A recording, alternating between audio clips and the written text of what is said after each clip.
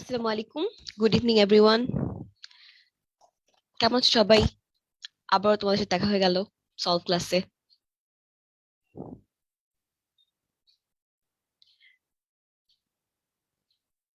আচ্ছা, এফবি তে অনেকেই কমেন্ট করছো, ওয়ালাইকুম আসসালাম সবাইকেই।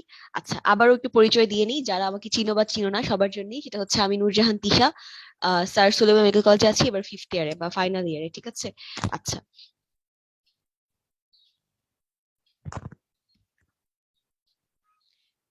আমরা এখন শুরু করব। তো আজকে আমাদের হচ্ছে সলভ ক্লাস, ঠিক আছে? গতদিন আমরা অর্থনৈতিক রসায়নটা পড়েছিলাম, আজকে সেটার উপরে তোমাদের যদি কোনো কোয়েশ্চেন থেকে থাকে সেগুলো নিয়ে আমরা আলোচনা করব। প্লাস তোমাদের একটা ডেইলি এক্সাম হয়, তাই না? সেগুলোর উপর আমরা আলোচনা করব, কোয়েশ্চেন গুলো নিয়ে। ওকে? আচ্ছা, তাহলে আমরা শুরু করি। আচ্ছা, এখন আমরা আজকে ক্লাসটাকে তিনটা সেগমেন্টে ভাগ করব, ঠিক আছে? প্রথম সেগমেন্টে আমরা আলোচনা করব, তোমাদের একটা সলভ পোস্ট দেওয়া হয়েছিল, সলভ টপিকটা নিয়ে একটা সলভ পোস্ট দেওয়া হয়েছিল, যে এখানে তোমরা কমেন্ট করতে পারো তোমাদের কোনো কোয়েশ্চেন থাকলে, সেগুলো আমি আজকে সলভ করবো, ঠিক আছে? তাহলে এফবি তে তোমাদের ওই সলভ পোস্টের আন্ডারে যে কমেন্ট গুলো ছিল সেগুলো আমি সলভ করবো ফার্স্ট সেগমেন্টে, রাইট? আচ্ছা, সেকেন্ড সেগমেন্টে আমাদের যে ডেইলি বা রেগুলার যে এক্সাম গুলো হচ্ছে সেগুলোতে যে কোয়েশ্চেন গুলো থাকে, তোমরা কনফিউজড হয়ে যাও, হ্যাঁ, বা যেগুলো একটু ইম্পর্টেন্ট আজকে আলোচনা করার মতন, সেগুলো নিয়ে আমি আলোচনা করবো। ওকে? তোমাদের তো ডেইলি 50 করে অথবা 75 করে 100 করে এরকম এক্সাম থাকে, ঠিক আছে? কিন্তু সবগুলো কোয়েশ্চেন নিয়ে আমরা আলোচনা করব না। এর মধ্যে যেগুলো এইবার ভর্তি পরীক্ষা আসার মতো ইম্পর্টেন্ট সেগুলো নিয়ে আমরা আলোচনা করব, ঠিক আছে? এটা হচ্ছে আমাদের সেকেন্ড সেগমেন্ট থাকবে।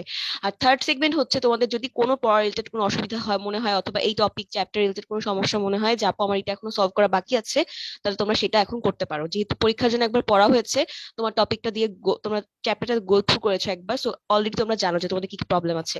সো গো থ্রু করার সুবিধা হচ্ছে এটাই যে তুমি তোমার প্রবলেম গুলো আইডেন্টিফাই করতে পারো, ঠিক আছে? তখন আমরা ইজিলি সলভ করতে পারবো এগুলো। ওকে? আচ্ছা, কারো কোনো প্রবলেম থাকলে তোমরা জুমের চ্যাট বক্সে কিংবা ফেসবুকে কমেন্ট সেকশনে লিখে দিতে পারো, ঠিক আছে? আমি দুই জায়গাতেই পড়ছি, অসুবিধা হবে না, ঠিক আছে? আমি সবগুলো প্রবলেমই আজকে সলভ করে দিব ইনশাল্লাহ। আচ্ছা, নাজনীন চৌধুরী এফবি তে লিখেছো, thank you so much for the compliment. আচ্ছা, ঠিক আছে, তাহলে আমরা শুরু করি। আচ্ছা, প্রথম সেগমেন্ট, ঠিক আছে? আজকে ক্লাসে তিনটা সেগমেন্ট থাকবে, প্রথম সেগমেন্টে আমরা এখন, তো তোমাদের একটা সলভ পোস্ট দেওয়া হয়েছিল, সেটার নিচে আমরা দেখি যে কি কি কমেন্ট আছে। আচ্ছা,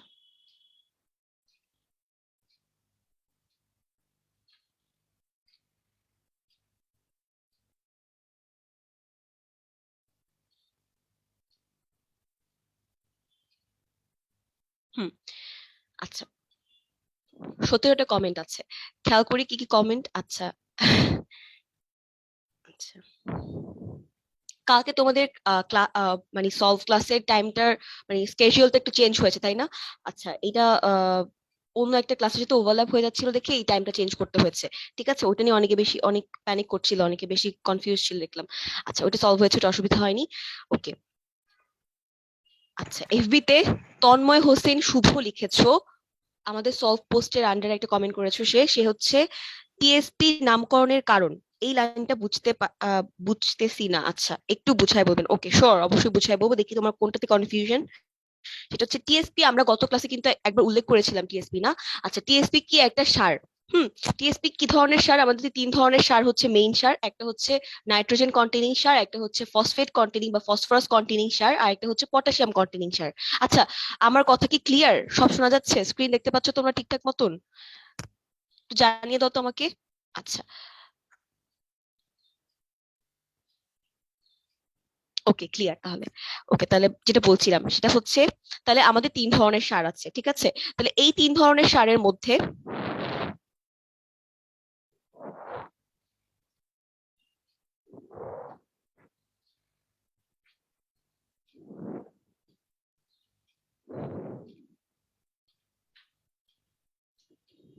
ক্লিয়ার। আচ্ছা, তাহলে আমরা যেটা বলছিলাম যে আমরা গতদিন সার নিয়ে পড়াশোনা করেছি, এর মধ্যে আমরা ইউরিয়া সারটা হচ্ছে প্রায়োরিটি দিয়ে পড়েছিলাম, কিন্তু আমরা কিন্তু লাস্টে তিনটা সার নিয়ে একটু কথা বলেছিলাম, যে তিনটা সারের কি কাজ, আমাদের কি ব্যবহার, আমাদের দৈনন্দিন লাইফে, ঠিক আছে।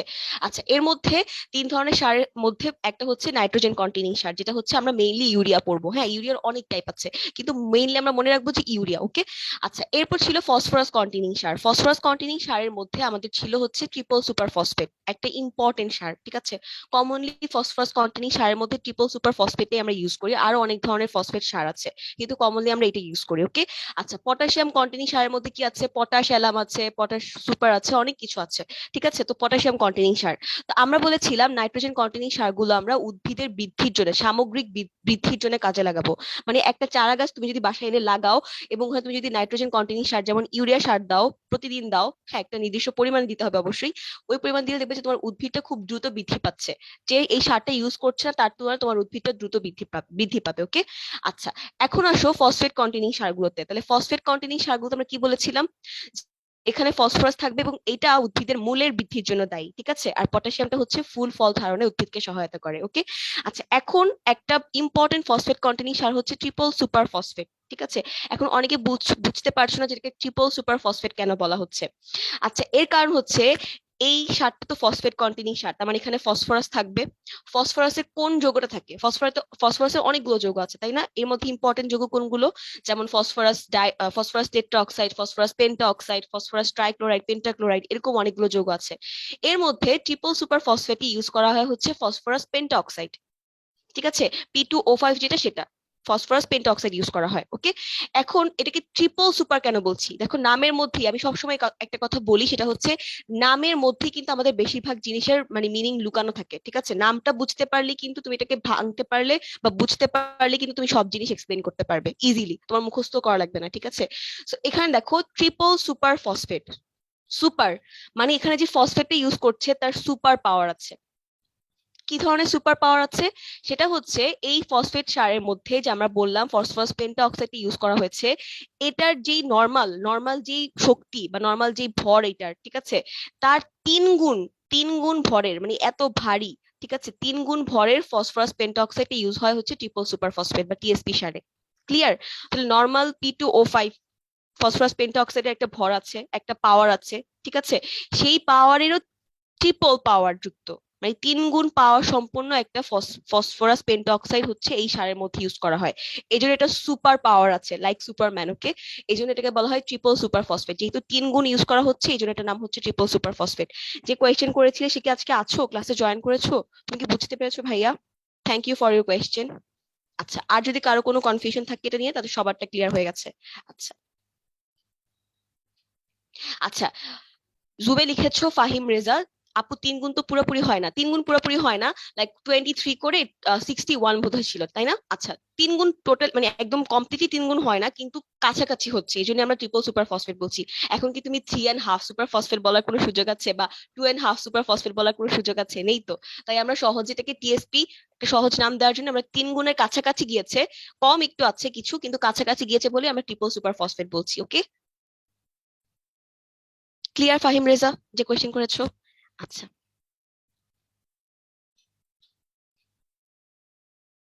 ক্লিয়ার আপু, মাহমুদা মিম লিখেছো, থ্যাংক ইউ। তাহলে মোটামুটি ক্লিয়ার হয়ে গেছে। ওকে, থ্যাংক ইউ সো মাচ মাইমুনা ফাইজা। আচ্ছা, তাহলে শেষ হয়ে গেল, ঠিক আছে। তাহলে এটা আমাদের কনফিউশন ছিল। আচ্ছা, এরপর কি কি কমেন্ট আছে, কি কি কোয়েশ্চেন আছে তোমাদের?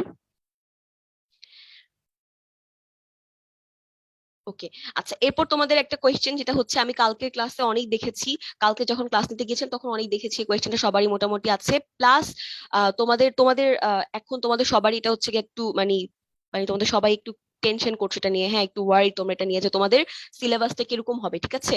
আচ্ছা, প্রথমত এটা আমাদের বলেছেন, হ্যাঁ এটা আমাদের ডিক্লারেশন এসেছে যে হচ্ছে হয়তো শর্ট সিলেবাস তোমাদের যেটা এইচএসসি সিলেবাস ছিল সেটার উপরই তোমাদের পরীক্ষাটা হওয়ার সম্ভাবনা আছে। কিন্তু বাংলাদেশে কিন্তু খুব র্যাপিডলি ডিসিশন চেঞ্জ হয়, ঠিক আছে। তোমার পরীক্ষা সম্ভাবনা আছে মার্চের দিকেই হয়ে যাওয়া, মার্চের মধ্যেই কমপ্লিট হয়ে যাওয়ার, ঠিক আছে। এখন যদি তোমার কোনো কারণে পরীক্ষাটা মার্চের মধ্যে না হতে পারে, পিছায়, তখন হয়তো তোমার সিলেবাসটা আবারও ফুল সিলেবাস হয়ে যেতে পারে, ঠিক আছে। তো আমি তোমাদেরকে সাজেশন দিব, সেটা হচ্ছে কি তোমরা তো জানবে পরীক্ষার আগে তো তোমরা অবশ্যই কনফার্ম হবে, 1 মাস 1.5 মাস 2 মাস আগে কনফার্ম হবে যে তোমাদের শর্ট সিলেবাস নাকি লং, মানে পুরো সিলেবাস ইনক্লুডেড থাকবে। কিন্তু তার আগে এখন যখন তোমরা পড়ছো তোমরা ট্রাই করবে অবশ্যই সবটা পড়ার, ঠিক আছে। পুরা বইটা পড়ার, ফুল সিলেবাসটা ফলো করার, ঠিক আছে? যখন তোমাদেরকে একদম কমপ্লিটলি পরীক্ষার আগে একদম সব ডিক্লেয়ার ঠিকঠাক মতন দিয়ে দিবে যে আর চেঞ্জের সুযোগ নেই, তখন তুমি রিভিশনের সময়টাতে তোমার জাস্ট যে সিলেবাসটা ফলো করতে বলা হবে ওইটাই ফলো করবে। কিন্তু এখন আপাতত শর্ট সিলেবাস নাকি লং সিলেবাস এগুলো নিয়ে চিন্তা ভাবনা না করে ফুল বইটা একটু পড়ো, ঠিক আছে? হয়তো তুমি এই চ্যাপ্টার গুলো একটু লেস ইম্পর্টেন্স দিয়ে পড়তে পারো, কিন্তু তাই বলে এগুলো একদম ফেলে দিবে বা পড়বে না শর্ট সিলেবাসে পরীক্ষা হবে বলে এটা কখনোই করা যাবে না। কারণ যদি কোনো কারণে আল্লাহ না করুক চেঞ্জ করে ফেলে, তখন কিন্তু তুমি একদম মানে গর্তের মধ্যে পড়ে যাবে। তোমার তো আর এটা আবার ব্যাক করে রিভিশন করা সম্ভব হবে না, ঠিক আছে? কিন্তু একবার পড়া থাকলে যদি কোনো কারণে ফুল সিলেবাস করে ফেলে, তখন তোমার কাছে কিন্তু ব্যাপারগুলো ইজি হবে, তুমি জাস্ট রিভিশন দিবে। অন্যরা যখন পড়বে তুমি তখন রিভিশন দিবে, তাহলে তোমার ব্যাপারগুলো আরো ভালো মনে থাকবে, ঠিক আছে? আচ্ছা, এই নিয়ে একটা গল্প বলবো, সেটা হচ্ছে আমি প্রতিটা ক্লাসের প্রতিবারই আমি প্রতিটা ক্লাসের মধ্যে কথাগুলো বলি, কিন্তু মানে এবার অনলাইনে ক্লাসে অনেক রাশ ছিল, মানে এত টাইম কম ছিল, প্লাস এত বড় চ্যাপ্টার, ঠিক আছে? তোমরা অনেক বোর্ড হচ্ছিলে, তো এইসব মিলে আমি সবকিছু বলতে পারিনি বা গল্প করা হয়নি তেমন, কিন্তু আমি অফলাইন ক্লাসে অনেক গল্প করি, ঠিক আছে? আচ্ছা, তো এর মধ্যে একটা কথা হচ্ছে, তোমাদেরকে কি বলেছিলাম যে পার্মানেন্ট মেমোরি, তারপর হচ্ছে টেম্পোরারি মেমোরি কথা, মানে মেমোরি নিয়ে কোনো কথা বলেছিলাম বা গল্প করেছিলাম, আমাদের ব্রেন কিভাবে মেমোরি তৈরি করে? ঝটপট অ্যান্সার করো আমাকে। তোমাদের তোমাদের ব্যাচে কি বলেছিলাম?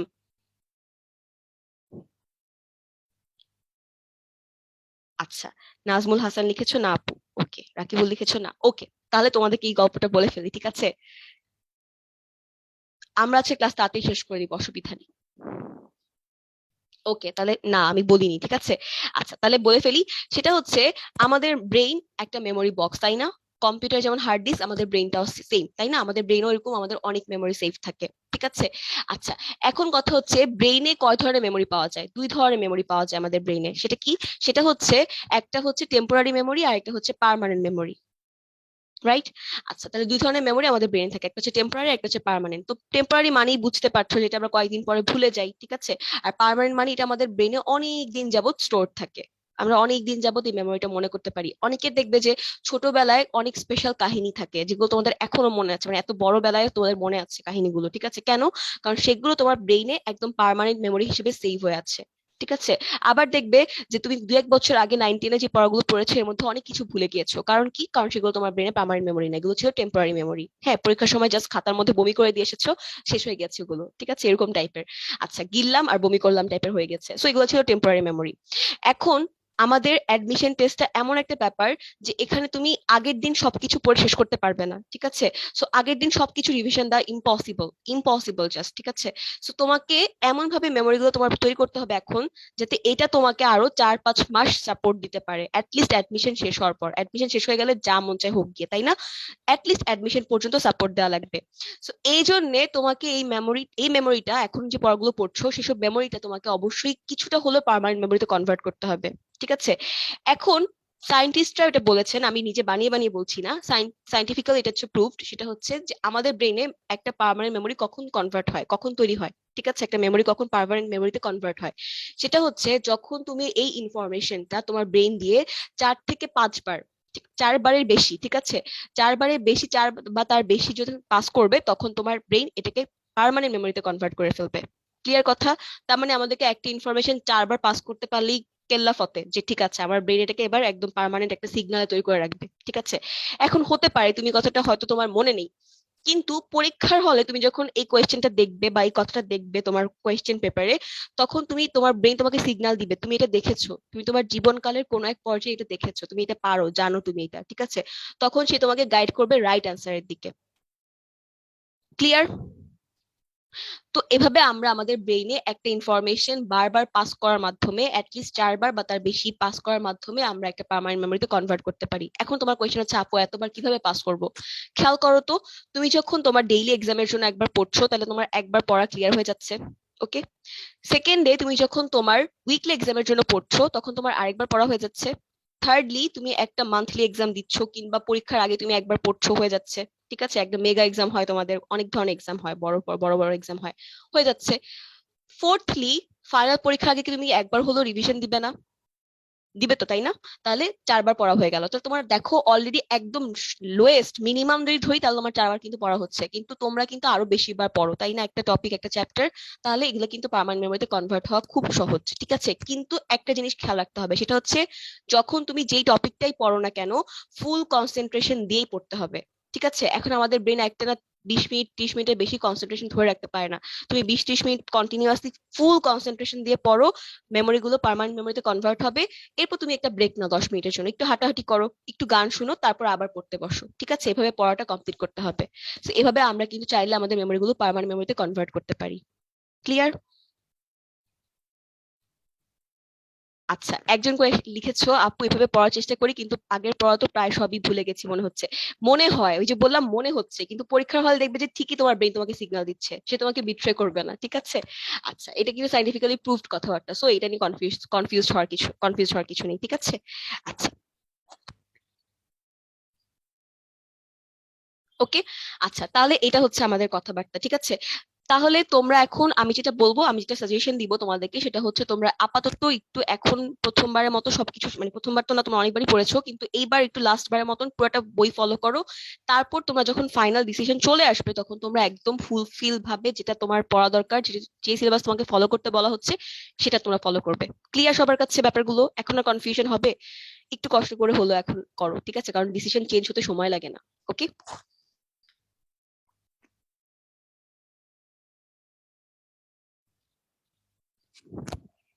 ওকে।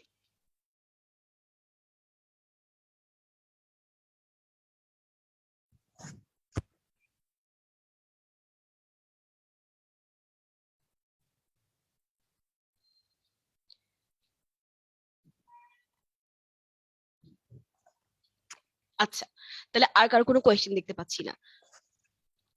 তাহলে সলভ পোস্টের আন্ডারে এই কয়টি কোয়েশ্চেন ছিল তোমাদের, আমি আশা করি সব কোয়েশ্চেনের অ্যান্সার দিয়ে দিয়েছি। এবার আমরা সেকেন্ড সেগমেন্টে চলে যাবো। ওকে,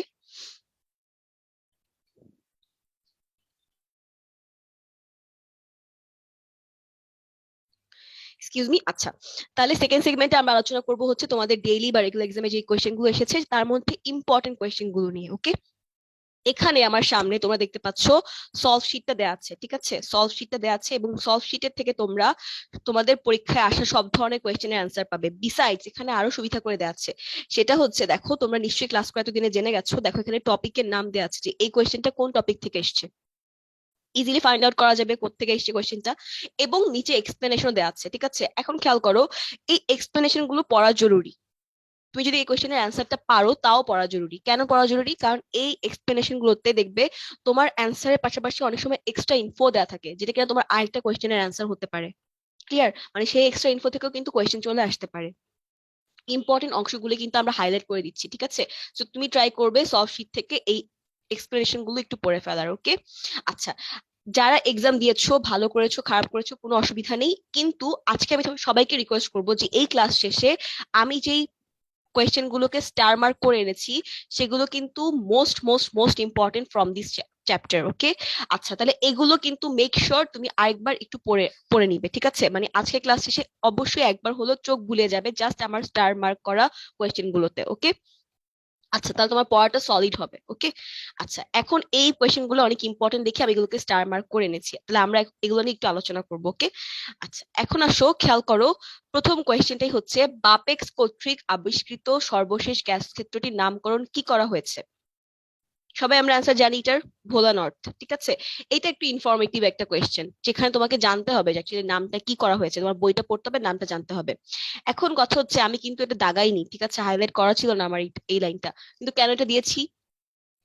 কারণ হচ্ছে এটা হাইলাইট করা না হলেও এই লাইনটা কিন্তু তোমার বইটা খুললে একদম চোখের পড়ে, ঠিক আছে? একটু বোল্ড টাইপের এই লাইনটা আছে। সো আমি বলেছিলাম যে বোল্ড লাইন দাগানো হোক বা না হোক পড়তে হবে, তার মানে এটা তোমাকে পড়তে হবে। ওকে। আচ্ছা, এখানে এছাড়াও এমন কিছু কোয়েশ্চেন আছে যেগুলো খুব বেশি ইম্পর্টেন্ট এমন না কিন্তু, ঠিক আছে? বা তোমাকে আমি দাগাই দিইনি, ঠিক আছে? তো এমন অনেক কোয়েশ্চেন এখানে পাবে। তোমরা তোমরা নিশ্চয়ই রাগ করেছো যে আপু কেন এই ধরনের কোয়েশ্চেন গুলো দিয়েছেন, এগুলো দাগানো হয়নি।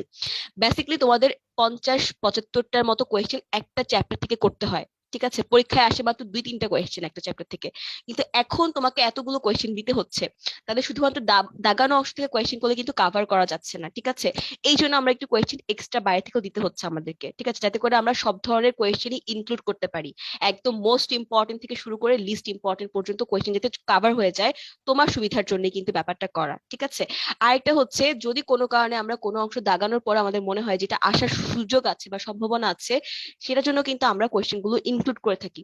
তাহলে এগুলো কিন্তু একদম ফেল না কোয়েশ্চেন নাও। ওকে, এগুলো যদি কেউ অ্যান্সার করতে না পারো, বাসায় গিয়ে একটু চেক করে নিবে যেটা অ্যান্সারটা কি হতে পারে। ওকে, আচ্ছা, থার্ডলি হচ্ছে যে তোমাকে যাচাই করা যে তুমি তোমার পড়ার লেভেলটা কোন পর্যায়ে আছে। ঠিক আছে, এটা যাচাই করার জন্য কিন্তু আমরা কিছু এক্সট্রা কোয়েশ্চেন দিয়ে থাকি। ওকে, আচ্ছা, এখন চলে আসো, দেখো এক্সপ্লেনেশনটা খেয়াল করো এই কোয়েশ্চেনের জন্য। সেটা হচ্ছে, এখানে লেখা আছে যে ভোলা নট নামকরণ করা হয়েছে, পাশাপাশি একটা জিনিস লেখা আছে, খেয়াল করো, এই যে ভোলা নট, ভোলা নর্থে 700 বিলিয়ন ঘনফুট গ্যাস আছে। ঠিক আছে, তাহলে ভোলা নর্থে কত বিলিয়ন ঘনফুট গ্যাস আছে? 700 বিলিয়ন। এটাও একটু ইনফরমেশন মনে রাখার মতন, দেখবে যে এটা নেক্সট একটা কোয়েশ্চেনে চলে এসেছে। ঠিক আছে, এই জন্যই বলেছিলাম যে এক্সপ্লেনেশন গুলো একটু পড়তে। তখন কোয়েশ্চেনটা এভাবে আসবে হয়তোবা, যে ভোলা নর্থে কত বিলিয়ন ঘনফুট গ্যাস সংরক্ষিত আছে বা সঞ্চিত আছে? 700 বিলিয়ন ঘনফুট। সবাই কি ক্লিয়ার? কথাটি ধরতে পারছো সবাই? ওকে, আচ্ছা, তাহলে আসো, এবার আসো 6 নাম্বার কোয়েশ্চেনে। ওকে, দেখো, কোন ক্ষেত্রে ন্যানো পার্টিকেলের ভৌত ধর্মে পার্থক্য দেখা যায় না? আবারও বলছি, পড়ার সময় বলেছি, এখন আবার বলছি, সেটা হচ্ছে ন্যানো পার্টিকেল থেকে কোনো কোয়েশ্চেন বাদ দেওয়া যাবে না। এতটাই ইম্পর্টেন্ট একটা টপিক। ঠিক আছে, সব কোয়েশ্চেন ন্যানো পার্টিকেল থেকে পড়তে হবে। ঠিক আছে, আচ্ছা, তাহলে দেখো, কোন ক্ষেত্রে ন্যানো পার্টিকেলের ভৌত ধর্মে পার্থক্য দেখা যায় না? আমরা জানি যে এই যে বর্ণ, বিদ্যুৎ, গলনাঙ্ক সবকিছুর মধ্যেই ন্যানো পার্টিকেলের পার্থক্য আছে। প্রত্যেকটা ন্যানোকণায় ডিফারেন্স আছে। ঠিক আছে, জাস্ট দ্রাব্যতায় কোনো পার্থক্য নেই। মোটামুটি সবগুলো ন্যানোকণার দ্রাব্যতার কাছাকাছি। ঠিক আছে, সেম। সো এই জন্য এটা হচ্ছে গিয়ে কোনো পার্থক্য দেখা যায় না। ওকে, আচ্ছা, এক্সপ্লেনেশনটা কিন্তু এখানে ইম্পর্টেন্ট।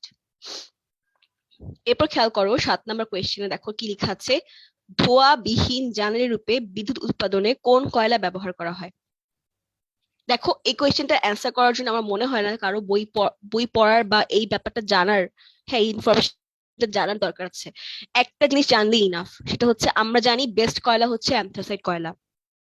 ঠিক আছে, এটা কিন্তু একটা অনুধাবনমূলক কোয়েশ্চেন, যে তুমি কতটা কনসেপশন তোমার বুঝতে পেরেছো এই ব্যাপারটা, কিন্তু এটা দিয়ে অ্যান্সার করা যায়। একদম তোমাকে জানতে হবে এমন না কিন্তু। ঠিক আছে, অনেক কোয়েশ্চেন থাকে অনুধাবনমূলক, যে তুমি কতটা জানো, কনসেপশন কতটা ক্লিয়ার তোমার, এই ব্যাপারটা থেকে তুমি অ্যান্সার করতে পারবে ইজিলি, না পড়লেও।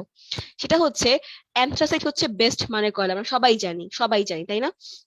এখন এই কয়লায় কিন্তু আমাদের কার্বনের পরিমাণ বেশি এবং অন্য সবকিছুর পরিমাণ কম। ঠিক আছে, তো এই কয়লায় উদ্বায়ী বস্তু কম, ছাই কম, সব ধরনের পদার্থ কম। ঠিক আছে, তো কম থাকার কারণে কিন্তু এখানে ধোঁয়া হবে না, কারণ আমাদের তো ধোঁয়া কাম্য নয়। ধোঁয়া হলে আমাদের চোখ জ্বালা করে, আমাদের নিঃশ্বাস নিতে প্রবলেম, শ্বাস নিতে প্রবলেম হয়। ঠিক আছে, শ্বাস প্রশ্বাসে সমস্যা হয়। তো এই এই যে এই ধোঁয়া, এইগুলা তো আমাদের কাম্য নয়, তাই না? আমরা চাই যে ধোঁয়াবিহীন কোনো একটা জ্বালানি ইউজ করতে। তাহলে তার জন্য আমরা বেস্ট মানে কয়লাটাই নিশ্চয়ই ইউজ করব, তাই না? সবচেয়ে ভালো মানের কয়লাটা, যেখানে ধোঁয়া কম হবে। তাহলে সবচেয়ে ভালো মানের কয়লা সব দিক থেকে বিবেচনা করলে আমরা কি জানি? অ্যান্থ্রাসাইট কয়লা। তাহলে এটাকে জানার জন্য আমাকে পড়তে হবে যে অ্যান্থ্রাসাইট কয়লা বিদ্যুৎ উৎপাদনে ব্যবহার করা হয়? না, পড়তে হবে না, কারণ ধোঁয়াবিহীন কথাটা দিয়ে আমাকে বোঝানো হয়েছে যে বেস্ট কয়লাটা আমাকে ইউজ করতে হবে, রাইট? সো এটা অ্যান্সার হচ্ছে অ্যান্থ্রাসাইট কয়লা। ওকে, আচ্ছা, এরপর খেয়াল করো 4 নাম্বার কোয়েশ্চেনটা খেয়াল করো। দেখো, এখানে লেখা আছে বিটুমিনাস কয়লার ফিক্সড কার্বনের পরিমাণ কত? আমরা সবাই জানি বিটুমিনাস হচ্ছে সেকেন্ড ভালো কয়লা। সো অ্যানথ্রাসাইটে ছিল 86 থেকে 88, তাহলে বিটুমিনাসে কত? এর হাফ 44, আমরা জানি সবাই ফার্স্ট মানটা, তাই না? তাহলে এখানে হচ্ছে অ্যান্সার 44 থেকে 78। ওকে, তাহলে এটা নিয়ে কারো কোনো কনফিউশন থাকার কথা না। ওকে, তারপর আসো নাম্বার 5।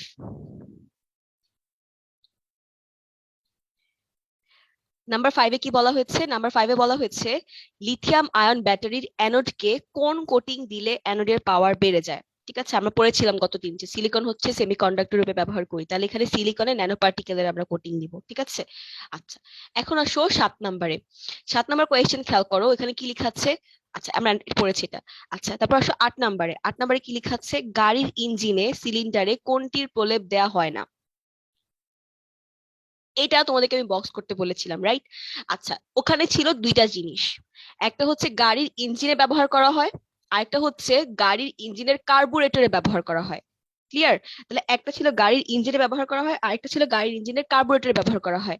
কার্বুরেটরে জাস্ট একটা জিনিসই ব্যবহার করা হয়, সেটা হচ্ছে নিকেল ক্রোমিয়ামের প্রলেপ ইউজ করা হয়। ঠিক আছে, ইঞ্জিনে কার্বুরেটর থাকে না।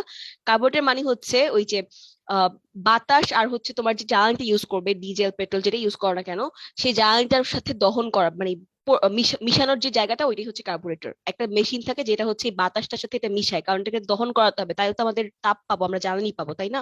তো ওইটাই হচ্ছে কি কার্বুরেটর। ওকে, তাহলে কার্বুরেটরে শুধুমাত্র হচ্ছে নিকেল ক্রোমিয়ামের প্রলেপ দেওয়া হয়। ঠিক আছে, আর বাকি তিনটায় বলেছিলাম যে জিরকোনিয়াম, নিকোলাইট, অ্যালুমিনা, এই তিনটা বলেছিলাম। এই তিনটা ছিল হচ্ছে আমাদের গাড়ির ইঞ্জিনে ডিরেক্টলি আমরা ইউজ করি। ওকে, তাহলে খেয়াল করো, দেখো এখানে সবগুলো অপশন দেওয়া আছে।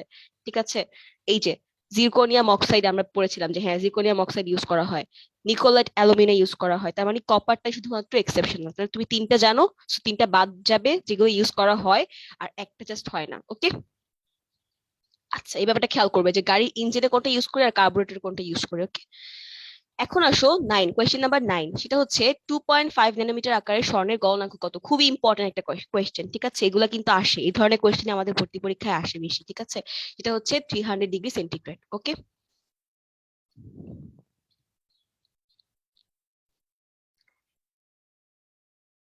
এবার আসো নাম্বার 11 নাম্বার কোয়েশ্চেন। ওকে, দেখো কয়লার হিটিং ভ্যালুর জন্য অধিক বিবেচ্য কোনটি? কয়লার হিটিং ভ্যালুর জন্য কোনটা অধিক বিবেচ্য আমাকে বলো তো। এই যে হিটিং ভ্যালু বলছি আমরা, এর মানে কি? মানে কয়লার মান নির্ধারণ করব। হিটিং ভ্যালু মানে হচ্ছে তাপ, কতটুকু সে তাপ দিচ্ছে, বিটিও মান কত, এটা কার উপর ডিপেন্ড করবে? বিসিএস বাষ্পীয় ছাই আমরা বলেছিলাম, এর প্রথমটা কোনটা? বিটিইউ মান বা ক্যালোরিফিক মান। তারপরে কোনটা? ফিক্সড কার্বন মানে কার্বনের পরিমাণ। ঠিক আছে, তারপরে ছিল সালফারের পরিমাণ। তাহলে দেখো এখানে সবগুলোই কিন্তু কয়লার মান নির্ধারক সূচক দেওয়া আছে। সালফার কয়লার মান নির্ধারক সূচক, উদ্বায়ী বস্তু সূচক, ছাইও সূচক। আর এই যে ক্যালোরিফিক মান ও ফিক্সড কার্বন, এটাও কিন্তু কয়লার মান নির্ধারক সূচক। কিন্তু প্রথমে কোন দুইটা ভ্যালু আছে, কোন দুইটা ইম্পর্টেন্ট সূচক আছে? একটা হচ্ছে বিটিইউ মান, যেটা হচ্ছে ক্যালোরিফিক মান বলেছিলাম, আর একটা হচ্ছে কার্বনের পরিমাণ। তাহলে অ্যান্সার এটাই হবে। কারণ যদি হতো, কোয়েশ্চেন যদি হতো যে কয়লার মান নির্ধারক সূচকে কোনটি বিবেচ্য, তাহলে এই চারটাই অ্যান্সার হতে পারতো। কিন্তু দেখো কথাটা লেখা আছে অধিক বিবেচ্য। অধিক দিয়ে কিন্তু অ্যান্সারকে ফিক্সড করে ফেলা হয়েছে, যেখানে সবচেয়ে ইম্পর্টেন্স কোন সূচকটা পাবে সেটা হচ্ছে বিটিইউ মান। ঠিক আছে, এখন এখানে শুধুমাত্র বিটিইউ মান একলা নেই, সাথে ফিক্সড কার্বনটাও আছে। সো অ্যান্সার এটাই হবে, কারণ দুইটাই হচ্ছে প্রথম দিকে ছিল, একদম প্রথম দুইটা সূচকই ছিল বিটিইউ মান আর কার্বনের পরিমাণ। তাই না? আমরা সবাই এটা অ্যান্সার করতে পেরেছি আশা করি, যারা ক্লাস করেছো। আচ্ছা, এখন চলে আসো কোয়েশ্চেন নাম্বার 16। ভোলা নর্থে কত বিলিয়ন ঘনফুট গ্যাস আছে? দেখো বলেছিলাম না ওই যে এক্সপ্লেনেশন থেকে, এখন কিন্তু আরেকটা এমসিকিউ হয়ে গেছে, তাই না? 700, আমরা একটু আগে পড়ে এসেছি। ওকে, ইটিপির পূর্ণ রূপ কি? বলেছিলাম, ভেরি ভেরি ইম্পর্টেন্ট কোয়েশ্চেন। ঠিক আছে, এটার অ্যান্সার হচ্ছে আমরা সবাই জানি ইফ্লুয়েন্ট ট্রিটমেন্ট প্ল্যান। কারো ভুল হয়েছে বলে আমার মনে হয় না এটা। ওকে, আচ্ছা এখন চলে আসো পরের কোয়েশ্চেনে, সেটা হচ্ছে কোয়েশ্চেন নাম্বার 13। কারো কি ফলো করতে কোনো অসুবিধা হচ্ছে? সবাই বুঝতে পারছো কথাগুলো আমার? কারো বুঝতে অসুবিধা হচ্ছে, ফলো করতে অসুবিধা হচ্ছে? আচ্ছা, আশা করি হচ্ছে না। ঠিক আছে,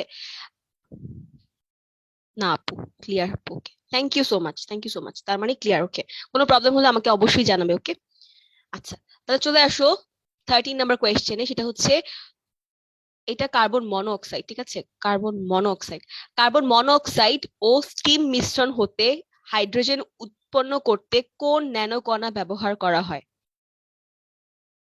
স্বর্ণ ন্যানোকণা। ওকে, এটা একটা ইনফরমেটিভ কোয়েশ্চেন, জাস্ট তোমাকে জানতে হবে, এই ইনফরমেশনটা জানতে হবে তোমাকে। ঠিক আছে, ন্যানোকণা থেকে একটা বাদ দেওয়া যাবে না, বারবার বলছি, খুব ইম্পর্টেন্ট। আচ্ছা, এফজিডি প্ল্যান্টে কোনটি শোষিত হয় না? আমি তোমাদেরকে বলেছিলাম যে দুশো গ্যাস দ্রবীভূতকরণের মধ্যে একটা ছিল আমাদের এফজিডি প্ল্যান্ট, খুব ইম্পর্টেন্ট একটা ডিভাইস। ঠিক আছে, এই পদ্ধতিতে আমরা হচ্ছে দূষক গ্যাস দ্রবীভূতকরণের মাধ্যমে বায়ু দূষক গুলোকে দূর করি। ওকে, এর সেকেন্ড লাইনই দেখবে, এই এফজিডি প্ল্যান্টের পরের লাইনটাই হচ্ছে ঠিক, যে এখানে কোনটা কোনটা শোষিত হয় লেখা আছে। এর মধ্যে দেখো ছিল সালফার ডাইঅক্সাইড, নাইট্রোজেন ডাইঅক্সাইড, আর ছিল কার্বন ডাইঅক্সাইড। খুব ইজি মনে রাখা। ঠিক আছে, এনসিএস দিয়ে মনে রাখবে। এই এনসিএস মানে হচ্ছে এই তিনটা ডাইঅক্সাইড গুলো হচ্ছে শোষিত হয়, মানে নাইট্রোজেন ডাইঅক্সাইড, কার্বন ডাইঅক্সাইড আর সালফার ডাইঅক্সাইড। ওকে, তাহলে কোনটা হয় না? একটা এক্সেপশন, সেটা হচ্ছে ওয়াটার। ক্লিয়ার? তাহলে দেখো কোনটি শোষিত হয়, তোমাদের বইতে দেওয়া আছে, এই তিনটা দেওয়া আছে। আমি বলেছিলাম তিন যেখানে, সেটা ইম্পর্টেন্ট। আচ্ছা, তাহলে এখান থেকে ইজিলি একটা এমসিকিউ তৈরি করা গিয়েছে। খেয়াল করেছো? তাহলে এনসিএস দিয়ে মনে রাখবে, এখনই বইয়ের পাশে লিখে ফেলো এনসিএস। ওকে, মানে এই তিনটার ডাইঅক্সাইড গুলো হচ্ছে শোষিত হয়, আর এছাড়া বাদ বাকি যা আছে সেগুলো সবই শোষিত হয় না। ওকে, আচ্ছা, এখন আসো ন্যানো কণার দৈর্ঘ্য কত। এটা সবার জানা কোয়েশ্চেন, সবার অ্যান্সার করতে পারার কথা। ন্যানো কণার দৈর্ঘ্য হচ্ছে 1 থেকে 100 ন্যানোমিটার। 1000ও না, 1,00,000ও না, 1 থেকে 100। ওকে, আচ্ছা, এখন আসো নাম্বার 19, সেটা হচ্ছে ন্যানো অবস্থায় সর্বাধিক তলের অতি ক্ষুদ্র পরিসরে যোজ্যতা ইলেকট্রনের অবরুদ্ধ থাকাকে কি বলে? খুব জটিল কোয়েশ্চেন মনে হচ্ছে, কিন্তু দেখো অ্যান্সার আমরা করব না জেনে। ঠিক আছে, ধরো আমি কখনো এটা পড়িনি, ধরো তুমি কখনো এই টপিকটা পড়োনি, বা এই কোয়েশ্চেনের অ্যান্সারটা তুমি জানো না, ইনফরমেশন তুমি তোমার মাথায় নেই, জানো না তুমি। ঠিক আছে, কিন্তু তারপরও আমরা কিন্তু কমন সেন্স অ্যাপ্লাই করে এই অ্যান্সারটা করতে পারি। ঠিক আছে, কিভাবে দেখো, একটা এমসিকে অ্যান্সার করা কিন্তু অনেক রকম মেথড আছে। হ্যাঁ, এগুলো আমাদের জানতে হবে, এগুলো নিয়ে তোমাদের জনি ভাই একদিন ক্লাস নিবেন আশা করি, ইনশাআল্লাহ। আচ্ছা, তো যেটা বলছিলাম সেটা হচ্ছে একটা এমসিকে অ্যান্সার করার অনেক রকম মেথড আছে। আজকে আমরা সবগুলো মেথড নিয়ে আলোচনা করব। ঠিক আছে, খেয়াল করো, এর মধ্যে একটা মেথড তোমাকে জানতে হবে জিনিসটা, যেমন একটা ইনফরমেশন আসলে তোমাকে জানতে হবে ইনফরমেশনটা। হ্যাঁ, যেমন ন্যানো করার দৈর্ঘ্য কত, তোমাকে জানতে হবে ইনফরমেশনটা, আদারওয়াইজ তুমি অ্যান্সার করতে পারবে না, কারণ সবগুলো দেখো ন্যানোমিটারই কিন্তু ভ্যালুগুলো দেওয়া আছে। তো তোমাকে জানতে হবে যে আসলে কি ইনফরমেশনটা, কি অ্যান্সারটা কি। ওকে, আরেকটা হচ্ছে তুমি না জেনেও একটু বুদ্ধি খাটিয়ে অ্যান্সার করতে পারবে। একটু আগে আমরা এরকম একটা এমসিকিউ সলভ করে এসেছি, অ্যান্থ্রাসাইটেরটা।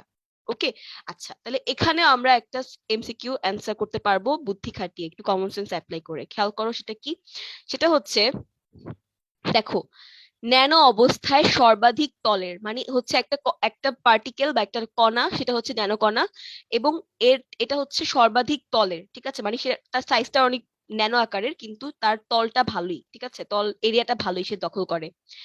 অতি ক্ষুদ্র পরিসরে যোজ্যতা ইলেকট্রনের অবরোধ থাকাকে কি বলে? মানে হচ্ছে জায়গা অল্প, কিন্তু এখানে ন্যানো কণাগুলো থাকবে, অবরুদ্ধ থাকবে ইলেকট্রন। ঠিক আছে, ন্যানো কণার আকারে ইলেকট্রন গুলো অবরুদ্ধ থাকবে। তাহলে এই ঘটনাকে কি বলে? এখন আমরা দেখবো অপশন গুলো, কারণ আমরা একটা অ্যান্সার জানি না, অপশন দেখে আমাকে ঠিক করতে হবে। আচ্ছা, দেখো, প্রথম অপশনটি হচ্ছে কোয়ান্টাম কোয়ান্টাম সাইজ ইফেক্ট। হুম, সেকেন্ড হচ্ছে কোয়ান্টাম কমিউনিকেশন, থার্ড হচ্ছে কোয়ান্টাম স্কেল, ফোর্থ হচ্ছে কোয়ান্টাম টার্মিনেশন। এই সবগুলো কথার অর্থ আমরা সবাই জানি আশা করি। ঠিক আছে, খেয়াল করো, কোয়ান্টাম সাইজ ইফেক্ট মানে এটা সাইজের সাথে রিলেটেড সামহাউ। সাইজ ইফেক্ট সাইজের সাথে রিলেটেড, মানে একটা কণার সাইজের সাথে রিলেটেড। ওকে, আচ্ছা, সেকেন্ড হচ্ছে কোয়ান্টাম কমিউনিকেশন। কোয়ান্টাম কমিউনিকেশন মানে হচ্ছে দুইটা কণার মধ্যে কমিউনিকেশন হবে, মানে যোগাযোগ হবে। ঠিক আছে, আদান প্রদান হবে কিছু। এখানে কি কোয়ান্টাম কমিউনিকেশনের কোনো জায়গা আছে? এখানে বলা হয়েছে যে একটা ক্ষুদ্র জায়গায় দুইটা কণাকে আটাতে হবে, বসাতে হবে। ঠিক আছে, তাহলে এখানে কমিউনিকেশনের কোনো দরকার আছে? কমিউনিকেশন নিয়ে কোনো কিছু নাই এখানে। ওকে, আচ্ছা, থার্ড হচ্ছে কোয়ান্টাম স্কেল। স্কেল মানে পরিমাপ। ঠিক আছে, এখানে পরিমাপের কোনো জায়গা নেই, কারণ বলে দিয়েছে আমাকে অতি ক্ষুদ্র, পরিমাপটা দিয়েই দিয়েছে আমাকে। ওকে, আচ্ছা, ফোর্থ হচ্ছে কোয়ান্টাম টার্মিনেশন। টার্মিনেশন মানে হচ্ছে সমাপ্তি বা শেষ করে ফেলা। ঠিক আছে, এখানে শেষের সাথে কোনো রিলেশনই নেই এখানে। ওকে, তাহলে আমাদের কোনটা পারফেক্ট অ্যান্সার কাছাকাছি যায়? সাইজ ইফেক্ট, কারণ এখানেও কিন্তু এই যে কণাগুলোর, ন্যানো কণাগুলোর সাইজ নিয়ে কথা বলা হয়েছে, যে সাইজটা খুবই ছোট, কিন্তু জায়গা বেশি লাগছে, কিন্তু আমাকে অল্প জায়গার মধ্যে আটাতে হবে। ঠিক আছে, সো এটা কি অ্যান্সারটা হওয়ার সম্ভাবনা আছে? কোয়ান্টাম সাইজ ইফেক্ট, তাই না? সাইজের সাথে ইফেক্টটা কি পাবো আমরা, যে কিভাবে সাইজটা চেঞ্জ করে ছোট বড় করে আমরা এই জায়গাটার মধ্যেই কণাগুলোকে বসাতে পারবো। রাইট, সো দেখো, আমি কিন্তু একটা জিনিসের অ্যান্সার না জেনে অ্যান্সার করতে পারছি, জাস্ট বিকজ আমি বাকিগুলোর মিনিংটা বুঝতে পারছি। ঠিক আছে, সো কোনটা পারফেক্টলি যায় একটু সেন্স অ্যাপ্লাই করে আমি অ্যান্সার করতে পারছি। তো তুমি অনেক কোয়েশ্চেন পাবে যে হয়তো ডিরেক্টলি তুমি অ্যান্সার জানো না, বাট তুমি একটু চিন্তা করলে অ্যান্সার করতে পারবে। ওকে, আচ্ছা, এখন চলে আসো পরের পেজে। নিচের কোনটি সঠিক নয়? ওকে, আচ্ছা, দেখো, এখানে কয়েকটা স্টেটমেন্ট দেওয়া আছে, কোনটা সঠিক না আমরা খেয়াল করি।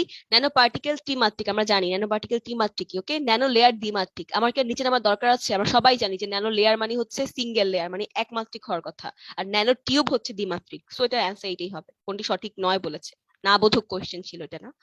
আচ্ছা, এখন আসো 22 নম্বর কোয়েশ্চেন হচ্ছে 2017 সাল পর্যন্ত আবিষ্কৃত গ্যাস ক্ষেত্রের সংখ্যা কোনটি? অনেকে কনফিউজ হচ্ছিলে যে গ্যাস ক্ষেত্রের সংখ্যা এখন তো বেড়েছে, 29টি হয়ে গেছে, 28টি হয়ে গেছে, এখন আমরা কোনটা আনসার করব? দেখো তোমার কোয়েশ্চেন এইভাবে দিয়ে দিবে, তোমার লেটেস্ট এডিশনের বইটাতে একদম 17 সাল কতটা উল্লেখই আছে, ঠিক আছে, যে এই সাল পর্যন্ত কতটা গ্যাস ক্ষেত্র আবিষ্কৃত হয়েছে। সো কোয়েশ্চেন কিন্তু ডিরেক্টলি বই থেকে হুবহু তুলে দেওয়া হবে, সেক্ষেত্রে তোমার কিন্তু অ্যান্সার নিয়ে কনফিউজ হওয়ার কোনো জায়গা নেই। সেটা হচ্ছে 17 সাল পর্যন্ত আবিষ্কৃত গ্যাস ক্ষেত্রের সংখ্যা হচ্ছে তোমার বইতে 27টি, লেটেস্ট এডিশনের বইয়ে এখন পর্যন্ত 27টি দেওয়া আছে। তো তোমার অ্যান্সার কিন্তু এটা হবে। ওকে, এটা নিয়ে কনফিউজ হওয়ার কোনো কারণ নেই, আর সাল তো উল্লেখ করেই দিয়েছে। ওকে, আচ্ছা দেখো কোয়েশ্চেন নাম্বার 28, এখানে হচ্ছে গ্যাস উত্তোলনের জন্য বাংলাদেশকে মোট কতটি ব্লকে ভাগ করা হয়েছে? সবাই আমরা জানি এটা অ্যান্সার কত, 23টি। ঠিক আছে, একদম সেকেন্ড পেজের ফার্স্ট প্যারাগ্রাফটার একদম লাস্টের লাইনটা, ঠিক আছে, প্রাকৃতিক গ্যাসের মান ও ব্যবহারের ঠিক উপরের লাইনটাই হচ্ছে যে বাংলাদেশে গ্যাস ক্ষেত্রকে 23টি ব্লকে ভাগ করা হয়েছে গ্যাস উত্তোলনের জন্য। তাহলে গ্যাস ক্ষেত্রের সংখ্যা বাংলাদেশে এখন পর্যন্ত, মানে এখন পর্যন্ত না, 2017 সাল পর্যন্ত ছিল 27টি। ঠিক আছে, আমরা এটাই জানবো যে গ্যাস ক্ষেত্রের সংখ্যা ছিল 27টি, কিন্তু এই 27টি গ্যাস ক্ষেত্রকে আবার কয়েকটা ব্লকে ভাগ করে আমরা গ্যাসটা উত্তোলন করি ওখান থেকে। সেটা কতটা? সেটা হচ্ছে 23টা। তাহলে 23টা হচ্ছে ব্লক বলে 23টা বলবো, আর ক্ষেত্র বলে 27টা বলবো। ক্লিয়ার সবার কাছে? ওকে, আচ্ছা এবার আসো 30 নাম্বার কোয়েশ্চেন, লিগনাইট কয়লার জ্বালানি মান কত? খুবই ইম্পর্টেন্ট, খুবই ইম্পর্টেন্ট। বলেছিলাম না যে আমাদের আমাদের বছর, আমাদের বছর না, 2015 সালে, আমি 16-এ পরীক্ষাতে ছিলাম, 2015 সালে হচ্ছে এরকম একটা কোয়েশ্চেন ডিরেক্টলি চলে এসেছিল যে লিগনাইট কয়লা জ্বালানির মান কত। হ্যাঁ, এরকম একটা, তখন মনে হয় বিটুমিনাস কয়লা টেস্ট ছিল। আচ্ছা, তো এই যে এই কয়লা জ্বালানির মানগুলো তোমাদের পড়ানোর সময় বলেছিলাম যে খুবই খুবই ইম্পর্টেন্ট, তোমাকে জানতেই হবে, এটা একটা important question, very very important question. Okay, আচ্ছা কোয়েশ্চেন নাম্বার 35, বাঁশ বা নরম কাঠে কত শতাংশ সেলুলোজ থাকে? আমরা জানি সবচেয়ে বেশি থাকে সেলুলোজ, ঠিক আছে, সেটা হচ্ছে কত, 40 থেকে 45%। সবাই এটা অ্যান্সার জানি আশা করি। আচ্ছা কোয়েশ্চেন নাম্বার 37 খেয়াল করো, সংশ্লেষ গ্যাসে কার্বন মনোক্সাইড ও হাইড্রোজেনের অনুপাত কত? সব দাগান অংশ থেকে ইম্পর্টেন্ট কোয়েশ্চেন গুলোই কিন্তু আছে, তাই না? দেখো এখানে কত, আমরা সবাই জানি যে সংশ্লেষ মানে হচ্ছে ওয়াশ ছিল, ওয়াশের ওয়া দিয়ে ওয়াটার গ্যাস ছিল, আর স দিয়ে সংশ্লেষ গ্যাস ছিল। ওয়াটার গ্যাসে ছিল 1:1 আর সংশ্লেষে ছিল 1:3, রাইট? আচ্ছা, আশা করি সবাই এগুলো অ্যান্সার করতে পেরেছো। ইম্পর্টেন্ট কোয়েশ্চেন গুলো অ্যান্সার করতে পারলে কিন্তু মোর দেন ইনাফ, যে তুমি ইম্পর্টেন্ট জিনিসগুলো কভার করতে পেরেছো অ্যাটলিস্ট। আচ্ছা, এখন আসো 33, প্রাকৃতিক গ্যাসের মূল উপাদান সমূহের মধ্যে গ্যাসীয় হাইড্রোকার্বনের সংখ্যা কত? এখন এই কোয়েশ্চেনটা দুইভাবে অ্যান্সার করা যায়, একটা হচ্ছে জেনে অ্যান্সার করা যায়, আর একটা হচ্ছে বুদ্ধি খাটিয়ে অ্যান্সার করা যায়। ঠিক আছে, আমি তোমাদেরকে মেথড গুলো বলছি, তোমরা কিভাবে অ্যান্সার করতে পারো। পরীক্ষার হলে একটা কোয়েশ্চেন দেখে পাজল পাজল হয়ে যাবে না যে আমি এটা পারি না, আমি এখন কিভাবে অ্যান্সার করবো। ঠিক আছে, একটু পড়বে কোয়েশ্চেনটা, খেয়াল করবে অপশন গুলোতে কি কি আছে। ওকে, দেখো অনেকেই দেখেছো নিশ্চয়ই, আমি বলেছিলাম যে বাংলাদেশের প্রাকৃতিক গ্যাসের মূল উপাদান হচ্ছে হাইড্রোকার্বন। এই কথা আমি সবাইকে পড়েছিলাম, তাই না, ওই দিন ক্লাসে বলেছিলাম সবাইকে। এর সেকেন্ডে একটা লাইন ছিল, খেয়াল করবে, যে এই হাইড্রোকার্বন গুলো ইউজুয়ালি হচ্ছে C1 থেকে C4 কার্বন বিশিষ্ট। সেকেন্ড লাইনটা বলা হয়নি, কিন্তু ফার্স্ট লাইনের সাথে কিন্তু সেকেন্ড লাইনটা তোমাকে খেয়াল করতে হবে, যে C1 থেকে C4 হচ্ছে কার্বন সংখ্যাটা হয়ে থাকে এই হাইড্রোকার্বন গুলোতে। তাহলে যারা পড়েছো তারা নিশ্চয়ই এভাবে জেনে অ্যান্সার করতে পেরেছো, আর যারা পড়োনি এই লাইনটা তারাও অ্যান্সার করতে পারবে। খেয়াল করো তো, আমি তোমাদেরকে প্রাকৃতিক গ্যাসের মূল উপাদানগুলো পড়িয়েছিলাম, 7টা উপাদান পড়িয়েছিলাম, নবীন কবি পাপন এসেছে চিনিকে দেখতে, তাই না? 7টা উপাদান ছিল, এর মধ্যে সব ছিল অ্যালকেন, মানে যে হাইড্রোকার্বন গুলো ছিল তার মধ্যে সবগুলোই ছিল কিন্তু অ্যালকেন। এর মধ্যে খেয়াল করো তো কি কি অ্যালকেন ছিল। খেয়াল করে তুমি দেখবে যে মিথেন ছিল, ইথেন ছিল, প্রোপেন ছিল, বিউটেন ছিল, আইসোবিউটেন মানে বিউটেন ছিল। ঠিক আছে, তাহলে খেয়াল করে দেখো তো, এই চারটা অ্যালকেনই কিন্তু ছিল, আর কিন্তু কোনো উপাদান, মূল উপাদানের মধ্যে আর কিন্তু কোনো হাইড্রোকার্বন ছিল না। ঠিক আছে, অ্যালকিন বা অ্যালকাইন কোনো ধরনের হাইড্রোকার্বন কিন্তু ছিল না। তাহলে দেখো এখানে কিন্তু অ্যালকেনের মধ্যে আবার চারটাই ছিল শুধুমাত্র, methane, ethane, propane, butane. Pentane, hexane এগুলো ছিল না। তাহলে তোমাকে ওইখান থেকে অ্যান্সার করা সম্ভব না যে হ্যাঁ তাহলে আমাদের C1 থেকে C4 নাম্বার কার্বন গুলোই শুধুমাত্র ছিল। তাহলে কি অ্যান্সার কিভাবে করা যাবে? না জেনেও কিন্তু অ্যান্সার করতে পারছি আমরা, আরেকটার সাথে লিঙ্ক করে বুঝে অ্যান্সার করছি আমরা। ঠিক আছে, সো এভাবে তোমার ব্রেনকে বার্ডেন কম দিতে হবে, লোড কম দিতে হবে, যতটা বুঝে মনে রাখা যায়। ওকে, মুখস্থের উপর কম নির্ভরশীল হবে। কিছু জিনিস মুখস্থ করাই লাগে, কিছু করার নেই, ইনফরমেটিভ একটা এক্সাম, মেডিকেল অ্যাডমিশন টেস্ট, কিন্তু একটু বুঝে কিছু জিনিস পড়ার ট্রাই করবে। ওকে, আচ্ছা তাহলে ব্রেনের উপর লোড কম পড়বে, সে অন্য জায়গায় যেখানে লোড না লাগবে সেখানে নিতে পারবে লোডটা। ওকে, আচ্ছা এখন আসো কোয়েশ্চেন নাম্বার 46, সেটা হচ্ছে অ্যান্থ্রাসাইট কয়লায় ফিক্সড কার্বনের পরিমাণ কত? সবচেয়ে ভালো মানের কয়লা ফিক্সড কার্বনের পরিমাণ সবচেয়ে বেশি। আমরা সবাই অ্যান্সার করতে পেরেছি আশা করি এটা। তারপর দেখো কোয়েশ্চেন নাম্বার 43, কি কোয়েশ্চেন, সেটা হচ্ছে কাঁচ উৎপাদনে ভাঙা কাচের মিশ্রণকে কি বলে? আচ্ছা, এখন এইটা আমরা অ্যান্সার করব আরেকটা মেথডে। আপা এত এত মেথড বলছেন, আচ্ছা হ্যাঁ, এভাবেই কিন্তু পরীক্ষার হলে অ্যাকচুয়ালি অ্যান্সার করা লাগে। ওকে, আচ্ছা দেখো খেয়াল করো, কাঁচ উৎপাদনে ভাঙা কাচের মিশ্রণকে কি বলে?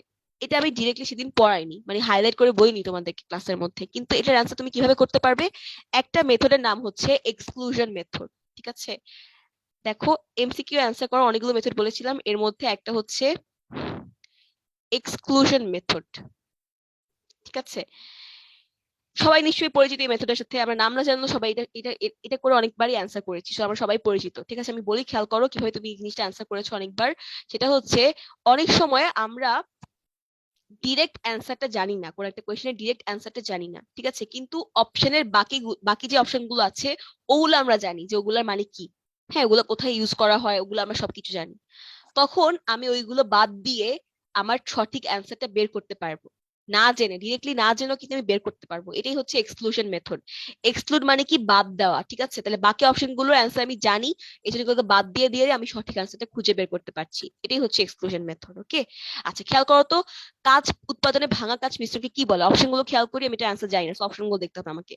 কারিং, কারিং বা কিউরিং, যদি কিউরিং যদি বলি, আমরা বলেছিলাম চামড়া উৎপাদনে আমরা কিউরিং ব্যাপারটা ইউজ করি, সেটা হচ্ছে কি করি, আমরা সোডিয়াম ক্লোরাইড ইউজ করি। হ্যাঁ, আর কারিংও আসতে পারে, কিউরিংও আসতে পারে, এটা মেবি প্রিন্টিং মিস্টেক হয়ে কারিং চলে এসছে, টাইপও হয়েছে, কারিং এসেছে, কিউরিং হওয়ার কথা ছিল। কিন্তু কারিং বলতে আরেকটা জিনিস আছে, সেটা কি, চামড়া উৎপাদনের মধ্যে তোমরা দেখবে লেদার ফিনিশিং এর বেলায় ওই প্যারাটার মধ্যে একটা কথা লেখা আছে, সেটা হচ্ছে কারিং। ঠিক আছে, চামড়ার কারিং বলা হয়, চাকচিক্য বৃদ্ধি করার জিনিসটা। ঠিক আছে, কারিং করা, তেল, ওখানে তেল আর লবণের মিশ্রণ ইউজ করা হয় কারিং করতে। ঠিক আছে, আচ্ছা তাহলে কিউরিং হচ্ছে লবণ ইউজ করা হয়, আর কারিং করতে হচ্ছে তেল আর লবণের মিশ্রণ ইউজ করা হয়। ওকে, সো এটা চামড়া শিল্পে ইউজ করা হয়, সো কোনো প্রশ্নই আসে না এটা কাঁচ শিল্পে আমরা ব্যবহার করছি। ওকে, সো এটা বাদ, আমরা এটা অ্যান্সার জানি, কারিং মানে আমরা জানি বা কিউরিং মানে আমরা জানি, সো আমরা এটা বলবো যে না, এটা হবে না, এটা অ্যান্সার হবে না। ওকে, আচ্ছা কুকিং লিকার বলেছি, আমরা সংকেত জানতে হবে, অনেক ইম্পর্টেন্ট। ঠিক আছে, তো কুকিং লিকার আমরা কই ইউজ করি? কুকিং লিকার আমরা পেপার তৈরিতে ব্যবহার করি, সো এটা বাদ, কাঁচ উৎপাদনে এটা ইউজ হবে না। ওকে, তারপর আসো জ্যাকিং। জ্যাকিংটাও সেম, চামড়া উৎপাদনের মধ্যে লেদার ফিনিশিং টপিকটা অনেক ইম্পর্টেন্ট, বলেছিলাম ক্লাসে পড়তে এটা। এই লেদার ফিনিশিং এর মধ্যে লেখা আছে, দেখবে যে জ্যাকিং একটা ব্যাপার আছে। ঠিক আছে, তাহলে এই জ্যাকিংটাও কিন্তু আমরা লেদার ফিনিশিং এ মানে লেদার তৈরিতে ব্যবহার করি, চামড়া শিল্পে ব্যবহার করি। তাহলে কোনোটাই অপশন হচ্ছে না, দেখো আমি সবগুলো ক্রস করে দিলাম, মানে আমি এগুলোর অ্যান্সার জানি, এগুলো অন্য শিল্পে ইউজ করা হচ্ছে। তাহলে এখন দেখো বাকি থেকে কোনটা একটা অপশন, সেটা হচ্ছে কিউলেট। তাহলে অ্যান্সার এটা না হয়ে অন্য কিছু হওয়ার উপায় আছে? তাহলে খেয়াল করো, এইভাবে আমরা কিন্তু বাদ দিয়ে দিয়ে, অন্যগুলোর অ্যান্সার জানলে বাদ দিয়ে দিয়ে আমরা হচ্ছে আমাদের সঠিক অ্যান্সারটা ফাইন্ড আউট করতে পারবো। এই মেথডটার নামই হচ্ছে এক্সক্লুশন মেথড। আমি প্রিটি শিওর তোমরা সবাই লাইফে কোনো না কোনো সময় এত এমসিকিউ অ্যান্সার করতে হয়, এত এমসিকিউ কোয়েশ্চেন মানে তোমরা পরীক্ষা দিয়েছো, তোমরা সবাই নিশ্চয়ই কোনো না কোনো দিন এই মেথডটা অ্যাপ্লাই করেছো, না জেনেই যেটা কি ধরনের মেথড, বাট অ্যাপ্লাই করেছো, রাইট? আমি নিজেও করেছি অনেক। ঠিক আছে, আচ্ছা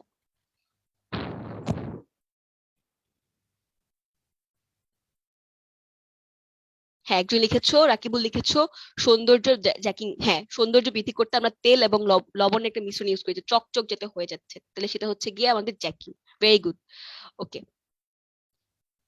আচ্ছা অনেকেই কোয়েশ্চেন করছো, কোয়েশ্চেন করতে থাকো, অসুবিধা নেই, আমরা থার্ড সেগমেন্টে সেসব কোয়েশ্চেনের আনসার দিব চ্যাট বক্সের। ওকে, আচ্ছা এখন চলে আসো পরের কোয়েশ্চেনে। দেখো কোয়েশ্চেন নাম্বার 48, প্রাথমিক অবস্থায় ক্যান্সার শনাক্তকরণে কোন এজেন্ট ব্যবহার করা হয়? আমরা সবাই পড়েছিলাম তাই না? সেটা হচ্ছে আমরা ক্যান্সার শনাক্তকরণ মানে ক্যান্সার ডায়াগনোসিস করব, ক্যান্সার রোগটা ডায়াগনোসিস করব, কিভাবে করব? এমআরআই দিয়ে করি আমরা ইউজুয়ালি। ঠিক আছে, ক্যান্সার আমরা অনেক কিছু দিয়ে ডায়াগনোসিস করি, এর মধ্যে একটা পদ্ধতি হচ্ছে এমআরআই দিয়ে করি।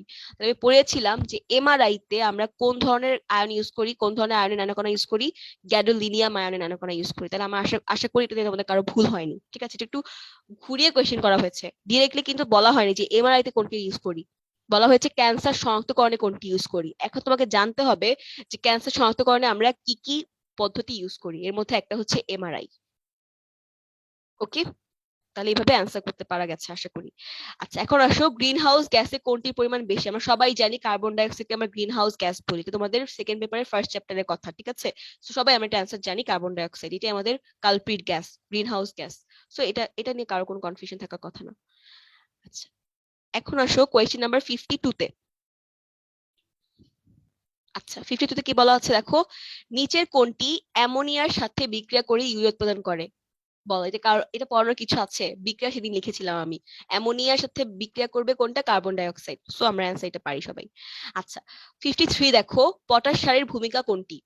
সবাই জানে। এখন কি কনফিউশন হয়েছে কারো? কোনো কনফিউশন হয়েছে এটাতে যে পটাশ সার কি ফুল নাকি মূল? আশা করি কারো কোনো কনফিউশন হয়নি। ওকে, আচ্ছা এখন আসো, কয়লাকে কি বলা হয়? কয়লাকে বলা হয় জীবাশ্ম জ্বালানি। দেখো এখানে অপশন গুলো খেয়াল করো। কয়লা কিন্তু আমরা জ্বালানি রূপে ইউজ করি। আর কয়লা হচ্ছে একটা কঠিন কঠিন পদার্থ, ঠিক আছে? সো এটা কিন্তু গ্যাসীয় হবে না, এটা কঠিন পদার্থ, সো গ্যাসীয় হবে না। কয়লা কিন্তু আমরা জ্বালানি রূপে ব্যবহার করি, কিন্তু জ্বালানি রূপে ব্যবহার করি বলে এটাকে জ্বালানি বলা হয় এমন কিন্তু না, ঠিক আছে? আচ্ছা কয়লা মানে কিন্তু কার্বন, রাইট? কয়লা মানেই কার্বন, কিন্তু কয়লাকে কার্বন বলা হয় না। মানে কয়লা মানেই জিনিসটাই তো কার্বন, ঠিক আছে? এটা আবার কার্বন বলার কিছু নেই। সো এখানে জানতে যাচ্ছে একটা স্পেশাল নাম, ঠিক আছে, যে কয়লাকে আমরা অন্য কি নামেও অভিহিত করতে পারি, ঠিক আছে? অন্য কি কি নাম আছে কয়লার। সো কি নামে বলা হয়, কি নামে ডাকা হয়, এগুলো হচ্ছে কোয়েশ্চেন, যেগুলো হচ্ছে এর অন্য নামটা কি জানতে চাওয়ার জন্য, ঠিক আছে? যেমন সেদিন আমরা পড়েছিলাম কয়লাকে আমরা ব্ল্যাক ডায়মন্ড বলি।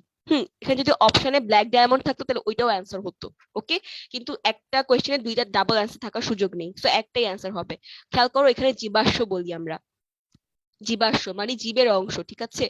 মানে হচ্ছে অনেক বছর ধরে এই যে মানুষ, পশু পাখি, গাছপালা, এগুলোর মৃতদেহগুলো মাটির নিচে চাপা পড়ে পড়ে আমাদের এই কয়লাটা হচ্ছে, ঠিক আছে? এই জন্য এটাকে আমরা জীবাশ্ম জ্বালানি বলি।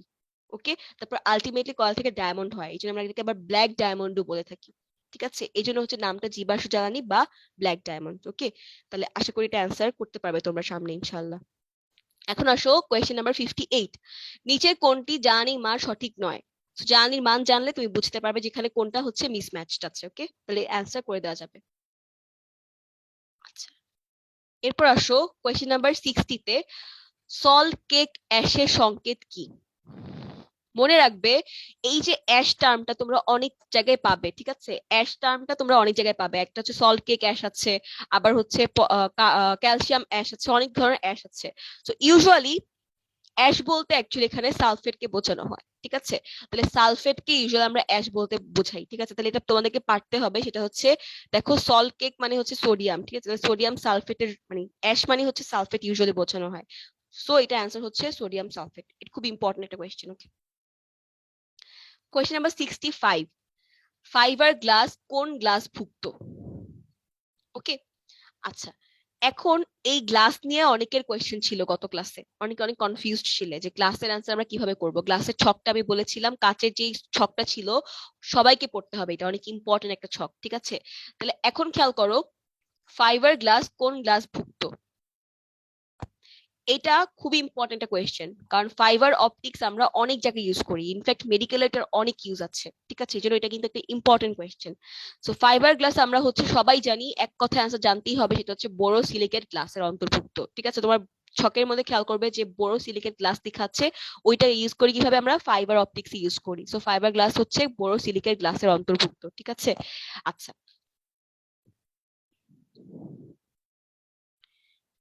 এরপর চলে আসো, কয়লার মান নির্ধারক সূচক নয় কোনটি? ওকে, কোয়েশ্চেন নাম্বার 63। তো বিসিএস বাষ্পুরের ছায়ের বাইরে যা আছে সেগুলি হচ্ছে কয়লার মান নির্ধারক সূচক না। ওকে, এখন আসো কোয়েশ্চেন নাম্বার 70।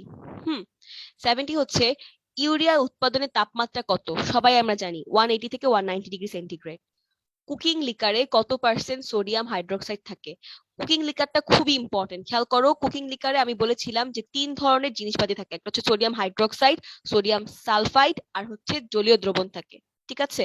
তাহলে এগুলো কি কি থাকে এটা জানতে হবে, এবং তার শতকরা সংযুক্তি আমাকে জানতে হবে যে কি পরিমাণে থাকে, ঠিক আছে? তাহলে এই যে পার্সেন্টেজ গুলো তোমাকে জানতে হবে, খুবই ইম্পর্টেন্ট এটা কুকিং লিকারটা। ওকে, পড়তে হবে সবাইকে। আচ্ছা কোয়েশ্চেন নাম্বার 75 খেয়াল করো, কাচের শীতলীকরণ প্রক্রিয়াকে কি বলে?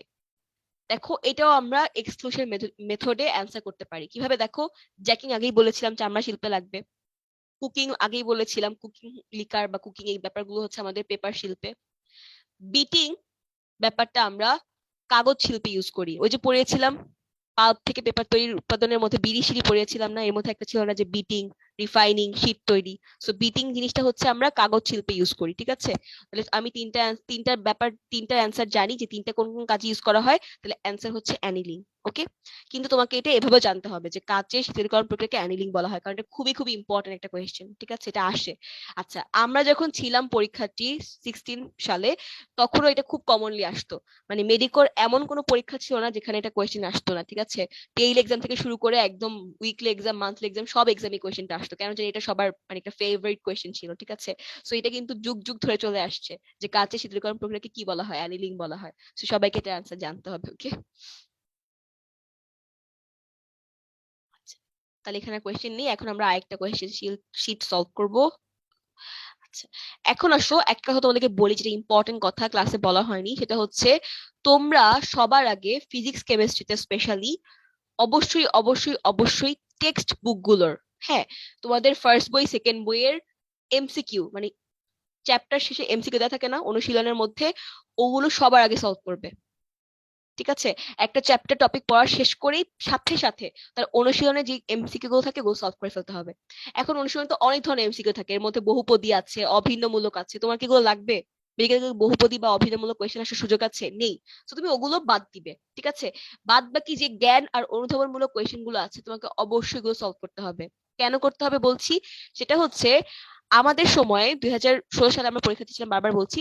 তো ওই আমাদের আগের ব্যাচটাতে, মানে হচ্ছে 2015 সালের ব্যাচটাতে আপু ভাইয়াদের কোয়েশ্চেনের প্রায় 15টার মতো কোয়েশ্চেনই ডিরেক্টলি টেক্সট বুকের এই অনুশীলন চ্যাপ্টার থেকে, মানে পার্ট থেকে চলে এসেছে। চিন্তা করো, মানে কেমিস্ট্রিতে কোয়েশ্চেন কয়টা থাকে, তার মধ্যে হাফই চলে এসছে ঠিক হুবহু অনুশীলনের পার্ট থেকে। হাজারি স্যারের বইয়ের, তাও আবার, ঠিক আছে, ফার্স্ট বুক থেকেই চলে আসছে, বা চিন্তা করো। সো এই জন্যই বলছি যে স্পেশালি ফিজিক্স কেমিস্ট্রিতে এই ব্যাপারটা হয়ে থাকে, যে ফিজিক্স কেমিস্ট্রিতে ডিরেক্টলি অনুশীলন পার্ট থেকে তোমাকে কোয়েশ্চেন দিয়ে দিতে পারেন টিচাররা। ওকে, অনুশীলন পার্ট থেকে কোয়েশ্চেন চলে আসতে পারে ডিরেক্টলি। সো অবশ্যই মেক শিওর তুমি অনুশীলন পার্টটা কমপ্লিট করেছো ভালো মতন। আর তোমাদের জন্য ফার্স্ট বই সেকেন্ড বই দুইটাই খুব ইম্পর্টেন্ট, ঠিক আছে? কোন বই থেকে কোয়েশ্চেন হবে কেউ বলতে পারবেন না, আমরা আশা করি যে ফার্স্ট বই থেকে কোয়েশ্চেন হওয়ার চান্সটা বেশি, বাট তোমাকে কোনো রিস্ক নেওয়া যাবে না, সেকেন্ড বই থেকেও কমপ্লিট করে ফেলতে হবে। ওকে, বললাম তো অভিনয়মূলক আর বহুপদী আমাদের লাগবে না, সো ওগুলা বাদ দিয়ে বাকিগুলো তোমাকে অবশ্যই সলভ করতে হবে। সো এটা কেউ মিস করবে না, ঠিক আছে? স্পেশালি ফিজিক্স কেমিস্ট্রিতে বারবার বলছি, ঠিক আছে? আচ্ছা, চলো আমরা শুরু করি আবার। সেটা হচ্ছে হাইড্রোজেন পরমাণুর পারমাণবিক ব্যাসার্ধ কত? সবাই আমরা জানি, আমি বলেছিলাম একটা মনে রাখতে, হয় ব্যাস বা ব্যাসার্ধ, ঠিক আছে? আচ্ছা, হাইড্রোজেন সালফাইডের পরিমাণ কত হলে সুইট গ্যাস? দেখো দুইটাই কিন্তু খুব পরপর ইম্পর্টেন্ট কোয়েশ্চেন চলে এসেছে, আমরা সবাই জানি এটা 5.7 মিলিগ্রাম পার মিটার কিউবের কম হলে, ঠিক আছে? অ্যান্সার গুলো খেয়াল করো, কম বেশি দিয়েও কিন্তু কত সুন্দর করে ঘুরিয়ে অ্যান্সার কোয়েশ্চেন করেছে, সেগুলো খেয়াল করতে হবে। সারা বিশ্বে সর্বাধিক ব্যবহৃত সিমেন্ট কোনটি? সবাই জানি আমরা, নাম্বার ওয়ান সিমেন্ট সেটা হচ্ছে পোর্টল্যান্ড সিমেন্ট, আর আরেকটার নাম কি? Hydraulic cement. ওকে, আচ্ছা, কোয়েশ্চেন নাম্বার 7 খেয়াল করো, হাইড্রোজেন পরমাণুর পারমাণবিক ব্যাসার্ধের তুলনায় ন্যানোকণা কত গুণ বড়? সবাই জানি 13.5 থেকে 1350 গুণ বড়, দাগিয়ে দেওয়া ছিল, হাইলাইটেড করা ছিল অংশটা, তাই না? আচ্ছা, এখন আসো কোয়েশ্চেন নাম্বার 4। কি কোয়েশ্চেন সেটা হচ্ছে মানুষের চুলের ব্যাস কত? এটাও হাইলাইট করা ছিল, জানতে হবে এটা। পোর্টল্যান্ড সিমেন্টের অন্য নাম কি? দেখো একটু আগে বললাম, চলে এসছে, সো এটা কিন্তু ইম্পর্টেন্ট, ক্লাসে পড়ানোর সময় বলেছিলাম যে পোর্টল্যান্ড সিমেন্টের একটা নাম হচ্ছে হাইড্রোলিক সিমেন্ট, জানতে হবে এটা সবাইকে। ওকে, আচ্ছা,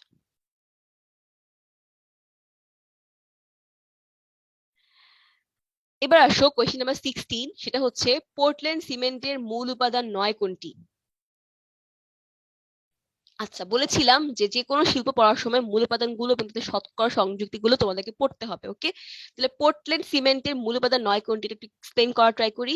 দেখো তুমি কিন্তু এটা মানে হচ্ছে গিয়ে খেয়াল করো, তোমার বইতে কিন্তু একটা ছন্দ দেওয়া ছিল, ঠিক আছে? সহায়ক একটা ছন্দ দেওয়া ছিল, যে কি ছন্দ দেওয়া ছিল, সেটা হচ্ছে গিয়ে সোডা সিলনের এই ছন্দটা দেওয়া ছিল। তো ওইটা হচ্ছে আমাদের পোর্টল্যান্ড সিমেন্টের মূল উপাদান, ঠিক আছে? সরি, পোর্টল্যান্ড সিমেন্টের মূল উপাদান ছিল, হ্যাঁ, ওইটা ছিল আমাদের পোর্টল্যান্ড সিমেন্টের মূল উপাদান ছিল যে চট্টগ্রামের শিলা এলো আসামে, ছিল তাই না? তাহলে এখানে আমরা সবগুলো উপাদান পাই এক্সেপ্ট কোনটা? টেট্রা ক্যালসিয়াম অ্যালুমিনেট, ঠিক আছে? দেখো এখানে লেখা আছে যে এই যে আমরা সবগুলো উপাদান পাই এক্সেপ্ট টেট্রা ক্যালসিয়াম অ্যালুমিনেট। ঠিক আছে, এটা ছিল আমাদের চট্টগ্রামের শিলা এলো আসামে দিয়ে। আচ্ছা, তাহলে এটাই হচ্ছে আমাদের মূল উপাদান, এই বাকি তিনটা আমাদের মূল উপাদান, কিন্তু জাস্ট এটা হচ্ছে এক্সেপশনাল, মানে এটা আমাদের মূল উপাদান নয়। তো তোমাকে এগুলো জানতে হবে সবগুলো শিল্পের মূল উপাদান কি। যেমন সোডা সিলনের, এটা ছিল আমাদের কাঁচ শিল্পে। হ্যাঁ, তারপর হচ্ছে আমাদের শিফা চাকখায় সিমেন্ট শিল্পে ছিল। আর তারপর হচ্ছে সরি, সিরামিক শিল্পে ছিল। আর সিমেন্ট শিল্পে ছিল চট্টগ্রামের শিলা এলো আসামে। তো সবগুলো মূল উপাদান এবং শতকরা সংযুক্তি জানতেই হবে, ওকে। আচ্ছা, এবার আসো কোয়েশ্চেন নাম্বার 18। 18 খেয়াল করো কি আছে। পানিতে আর্সেনিক দূর করতে কোন ন্যানোকণা ব্যবহার করা হয়? আমি একদম বলেছিলাম যে প্রত্যেকটা হেডিং বলবো আর তোমরা একটা করে বক্স করবে। দেখো ডিরেক্টলি এভাবে কোয়েশ্চেন চলে আসছে, যেভাবে আমি বলেছিলাম যে কোয়েশ্চেনটা এই প্যাটার্নে আসবে, ওকে। যেমন ছিল তোমাদের পানি বিশোধন ছিল একটা হেডিং ন্যানোকণা ব্যবহারের মধ্যে। এর মধ্যে বক্স করতে বলেছিলাম একটা কথা, আয়রন অক্সাইড। বলেছিলাম তোমার চোখ খুঁজবে কোথায় আয়রন অক্সাইড আছে অপশনে, আর কিছু দিকে তাকাবে না। দেখো আয়রন অক্সাইড আছে অ্যান্সার, ওকে। এভাবে কোয়েশ্চেন গুলো থাকবে ওখান থেকেও, ঠিক আছে। আচ্ছা, এবার আসো কোয়েশ্চেন নাম্বার 19। ইউরিয়া উৎপাদনের ধাপ কয়টি? কাল ক্লাসে পড়েছিলাম, সেটা হচ্ছে তিনটি ধাপ আছে আমাদের। প্রথম ধাপে আমরা কি করি? প্রথম ধাপে আমরা হচ্ছে নাইট্রোজেন হাইড্রোজেন থেকে অ্যামোনিয়া তৈরি করি। কারণ আমার ইউরিয়া তৈরি করার জন্য অ্যামোনিয়া লাগবে আর লাগবে কার্বন ডাই অক্সাইড। তাহলে ফার্স্ট ধাপে আমরা অ্যামোনিয়া তৈরি করব, সেকেন্ড ধাপে আমরা কার্বন ডাই অক্সাইড তৈরি করব, থার্ড ধাপে আমরা দুটো রিঅ্যাকশন করিয়ে ইউরিয়া তৈরি করে ফেলবো, ওকে। তাহলে তিনটা ধাপ লাগবে। আচ্ছা, এখন আসো কোয়েশ্চেন নাম্বার 15। কোন গ্যাস ক্ষেত্রে সবচেয়ে বেশি মিথেন ও কম কার্বন ডাই অক্সাইড আছে? আচ্ছা, এইটা আনসার করার জন্য কিন্তু আমার মনে হয় না যে জানার দরকার আছে। আমরা সবাই জানি যে বাংলাদেশের সবচেয়ে ভালো গ্যাস পাওয়া যায় হচ্ছে রশিদপুরে। সেখানকার গ্যাসে 98%ই মিথেন। দেখো, 100%-এর মধ্যে 98%ই মিথেন, তাহলে বাকি 2% হচ্ছে অন্য যাবতীয় জিনিস যেগুলো আছে সেগুলো, ঠিক আছে, অন্য উপাদানগুলো আছে। মিথেন বাদে ইথেন আছে, প্রোপেন আছে, আইসোবিউটেন আছে, ওগুলো আছে। তাহলে খেয়াল করো তো, তাহলে কোন গ্যাসে এটা হওয়ার কথা? রশিদপুরের গ্যাসই হওয়ার কথা। তাহলে এটা জানার জন্য কি আমার জানা লাগবে যে কোন, ওই যে একটা বড় ধ্বংসাত্মক ছক ছিল তোমাদের বইতে, যেটার পাশে আমি বলছিলাম এনডিপি লিখে রাখো, যেটা কখনোই পড়া লাগবে না। ওখান থেকে আমাকে পড়া লাগবে যে দেখি কোন গ্যাসের কোনটার মধ্যে কি পরিমাণ কার্বন ডাইঅক্সাইড আছে, কি পরিমাণ মিথেন আছে, কি পরিমাণ ইথেন আছে, এটাকে পড়া লাগবে? পড়া লাগবে না। দেখো তুমি তোমার কমন সেন্স থেকে অ্যাপ্লাই করে অ্যান্সার করে ফেলতে পারছো, ঠিক আছে। আচ্ছা, এবার আসো কোয়েশ্চেন নাম্বার 20। 20 হচ্ছে নিচের কোনটি বিদ্যুৎ অপরিবাহী? ঠিক আছে, এটার অ্যান্সার হচ্ছে হীরক। আমরা সবাই নিশ্চয়ই 9-10 এটা জেনে এসেছি যে হীরকের মধ্যে বা হীরার মধ্যে দেখো কার্বনের 4টা আর্ম থাকে, তাই না? 4টা যোজনী থাকে। সো সবগুলোই কিন্তু হীরার মধ্যে, হীরার যেই কাঠামোটা, সবগুলা কিন্তু হীরার মধ্যে এই যে কার্বনের সাথে আরেকটা কার্বনের সাথে বাইন্ড করা থাকে। সো এখানে কোনো ওরা ইলেকট্রন শেয়ার করছে, ঠিক আছে। এখানে কোনো মুক্ত ইলেকট্রন থাকার সুযোগ নেই, কারণ দেখো প্রত্যেকটা আর্মই হচ্ছে অকুপাইড হয়ে যাচ্ছে কার্বনের, ওকে। কিন্তু গ্রাফাইটও কার্বনের একটা যৌগ, একটা গঠন, মানে একটা কাঠামো, খেয়াল করো, যেটা কিন্তু কি হয়, ওখানে কার্বনের কি হয়, কার্বনের 3টা হাত মানে আটকানো থাকে, ঠিক আছে। আর একটা হাত হাত হচ্ছে মুক্ত থাকে, ওকে। গ্রাফাইটে কি হয়, 3টা হাতে হচ্ছে অন্য কার্বন যুক্ত থাকে আর একটা হাতটা মুক্তই থাকে সেখানে, ঠিক আছে। তার মানে এই হাতের মধ্যে যে ইলেকট্রনটা আছে ওইটা কিন্তু মুক্তভাবে পুরো কাঠামোর মধ্যে, পুরো গ্রাফাইটের গঠনের মধ্যে ঘুরে বেড়াতে পারে, ঠিক আছে।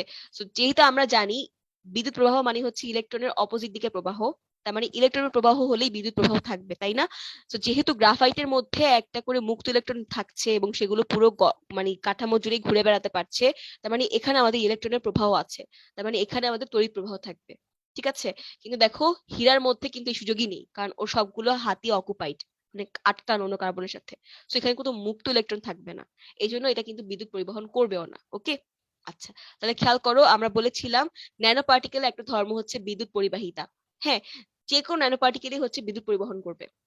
সো এখানে দেখো carbon nano particle, so nano particle মানে বিদ্যুৎ পরিবহন করবে। ফুলারিন হচ্ছে আরেক ধরনের ন্যানো পার্টিকেল, এটাও বিদ্যুৎ পরিবহন করবে।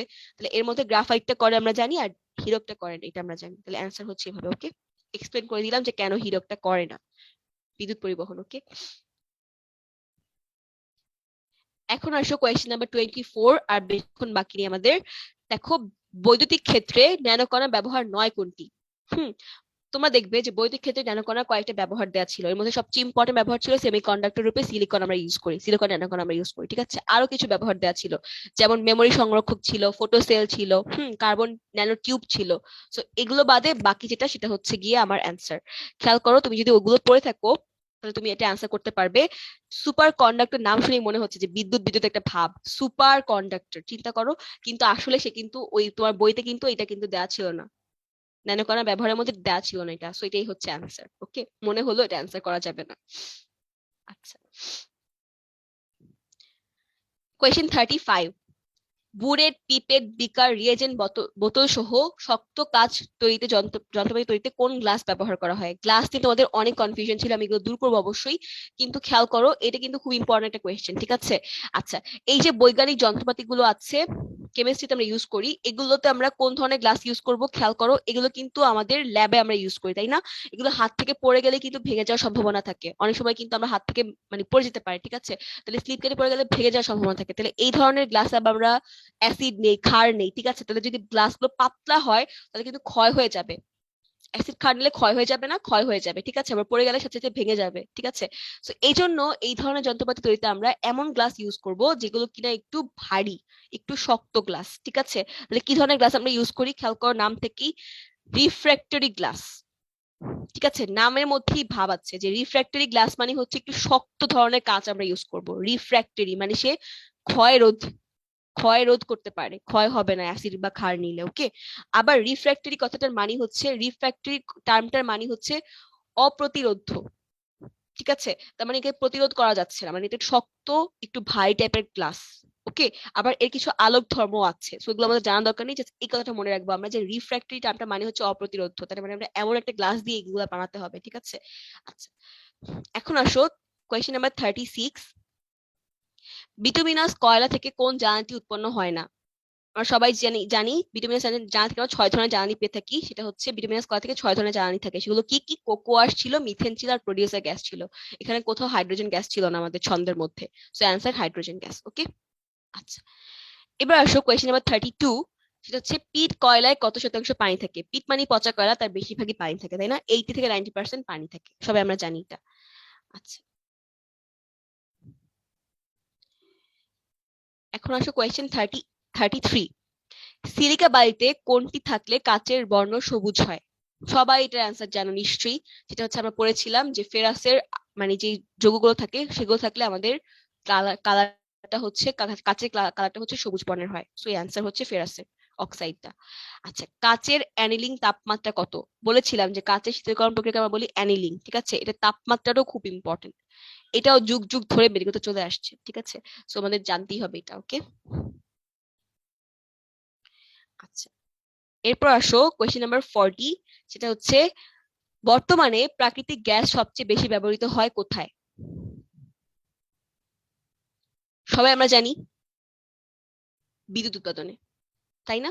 আচ্ছা, আমরা পড়েছিলাম যে বসে বসে গাড়িতে চা খাচ্ছে, তো সেখানে আমরা সবাই জানি যে বর্তমানে সবচেয়ে বেশি ব্যবহার করা হচ্ছে বিদ্যুৎ উৎপাদনে, প্রায় 55% ইউজ করা হয় বিদ্যুৎ উৎপাদনে, তাই না? আচ্ছা, সরাসরি বই থেকে কিন্তু দেখো এটা কোয়েশ্চেনটা চলে আসছে, একদম ডিরেক্টলি বই থেকে আসছে। আচ্ছা, দেখো বইয়ের যে এমসিকিউ বলেছিলাম যে বইয়ের এমসিকিউ গুলো সলভ করতে হবে, এটা একদম বইয়ের এমসিকিউ অনুশীলনের মধ্যেই আছে এটা, ঠিক আছে? চ্যাপ্টারের ভিতরেও আছে, আবার এমসিকিউটা অনুশীলনের মধ্যেও আছে, সো এতটা ইম্পর্টেন্ট যে বইটা কমপ্লিট করতে হবে, তোমাদের অনুশীলন পার্টটা কমপ্লিট করতে হবে বইয়ের, ওকে? মেইন বইয়ের। আচ্ছা, কোয়েশ্চেন 47, ইঞ্জিনের কার্বোরেটরে কোনটির প্রলেপ দেওয়া হয়? ক্লাসের শুরুতেই বলেছিলাম, একটা হচ্ছে ইঞ্জিনে ইউজ করা হয় তিনটা জিনিস, জিরকোনিয়াম, নিকোলাইট আর অ্যালুমিনা।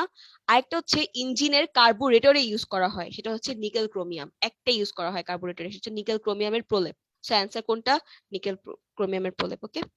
আচ্ছা, এরপর আসো 48, রশিদপুরের প্রাকৃতিক গ্যাসে কত শতাংশ মিথেন আছে? এটা নিয়ে কারোই কোনো কনফিউশন থাকার কোনো জায়গা নেই, তাই না? আমরা গত ক্লাসে অনেকক্ষণ এটা নিয়ে কথা বলেছিলাম। এবার শেষ আমাদের লাস্ট দুটো কোয়েশ্চেন, সেটা হচ্ছে 49, এখানে কথা আছে আমার, ঠিক আছে? অপটিক্যাল যন্ত্রপাতি তৈরিতে কোন গ্লাস ব্যবহৃত হয়? এখন তোমরা অনেকে কনফিউজ ছিলে গত ক্লাসে, সেটা হচ্ছে আপু চশমা তৈরিতে আমাদের দুই ধরনের গ্লাসই তো ব্যবহার করা হয়, একটা হচ্ছে ক্রুকড গ্লাস আর একটা হচ্ছে ফ্লিন্ট গ্লাস, তাই না? দুইটা কিন্তু আমাদের চশমা তৈরিতে ব্যবহার করা হয়। এর মধ্যে মোস্ট কমনলি আমরা ইউজ করি ক্রুকড গ্লাস, দুইটাই ইউজ করা হয়, ঠিক আছে? কিন্তু এদের ধর্মের কিছু পার্থক্য আছে। মোস্ট কমনলি আমরা ইউজ করি ক্রুকড গ্লাস, কেন? কারণ হচ্ছে ক্রুকড যে গ্লাসগুলো আছে সেগুলো হচ্ছে আমাদের ইউভি এটাকে প্রিভেন্ট করে, ঠিক আছে? সো ইউভি প্রিভেন্ট করছে। আর যেটা ফ্লিন্ট গ্লাস, সেটা আমাদের ইউভি রেকে প্রিভেন্ট করে কিছু পরিমাণে, কিন্তু ওইটা আবার আমাদের যে ভিজিবল লাইট ওইটাকে প্রিভেন্ট করতে পারে না, বাট ক্রুক গ্লাস কিন্তু পারে, ঠিক আছে? তো এই জন্য আমরা ক্রুক গ্লাসটা মোস্ট কমনলি ইউজ করে থাকি, কিন্তু দুইটাই তোমার অ্যান্সার হতে পারে, ঠিক আছে? এই জন্য পরীক্ষায় অবশ্যই অপশনে এরকম কোয়েশ্চেন আসলে অবশ্যই অপশনে দুইটা থাকবে না একসাথে। হয় ক্রুপ থাকবে অথবা ফ্লিন্ট থাকবে। ঠিক আছে, তাহলে তোমার এটা নিয়ে ভয় পাওয়ার কোনো কারণ নেই। ঠিক আছে, থাকতেই পারে একটা কাজে অনেকগুলো ধরনের গ্লাস ইউজ করা যেতে পারে, কিন্তু পরীক্ষার হলে তোমাকে টিচার কখনোই সেম কাজের জন্য দুইটা ক্লাসের উদাহরণ থাকলে অপশনে দুইটা দিবেন না, যে কোনো একটা দিবেন। ওকে, দেখো এখানে এই ব্যাপারটাই হয়েছে, খেয়াল করো কিভাবে হয়েছে। দেখো, অপটিক্যাল যন্ত্রপাতি তৈরিতে কোন গ্লাস ব্যবহার করা হয়? তোমাদের গ্লাসের ক্লাসিফিকেশনের মধ্যে হাজারি স্যারের বইতে দেখবে যে একটা লেখা আছে ফ্লিন্ট গ্লাস, তাই না? Flint glass. সেই ফ্লিন্ট গ্লাসের লাস্ট লাইনটাতে লেখা আছে, একদম ডিরেক্টলি কথাটা লেখা আছে যে অপটিক্যাল যন্ত্রপাতি তৈরিতে লেড গ্লাস ব্যবহার করা হয়, লেড গ্লাস ব্যবহার করা হয়। এখন তুমি কোশ্চেন করবে যে আপু, পড়ছি হচ্ছে ফ্লিন্ট গ্লাস, কিন্তু লেখা আছে অপটিক্যাল আমরা লেড গ্লাস ইউজ করি। অ্যাকচুয়ালি এই ফ্লিন্ট গ্লাসটাই হচ্ছে লেড গ্লাস। ঠিক আছে, আছে গিয়ে আবার আমার স্লাইড গুলো খুলে দেখলে তোমরা দেখবে যে স্লাইডের মধ্যে আমি বলেছিলাম যে উপাদান পড়তে হবে, মূল উপাদান গুলো পড়তে হবে। এর মধ্যে বলেছিলাম যেগুলো একটু বোল্ডে লেখা আছে ওগুলো পড়তে হবে।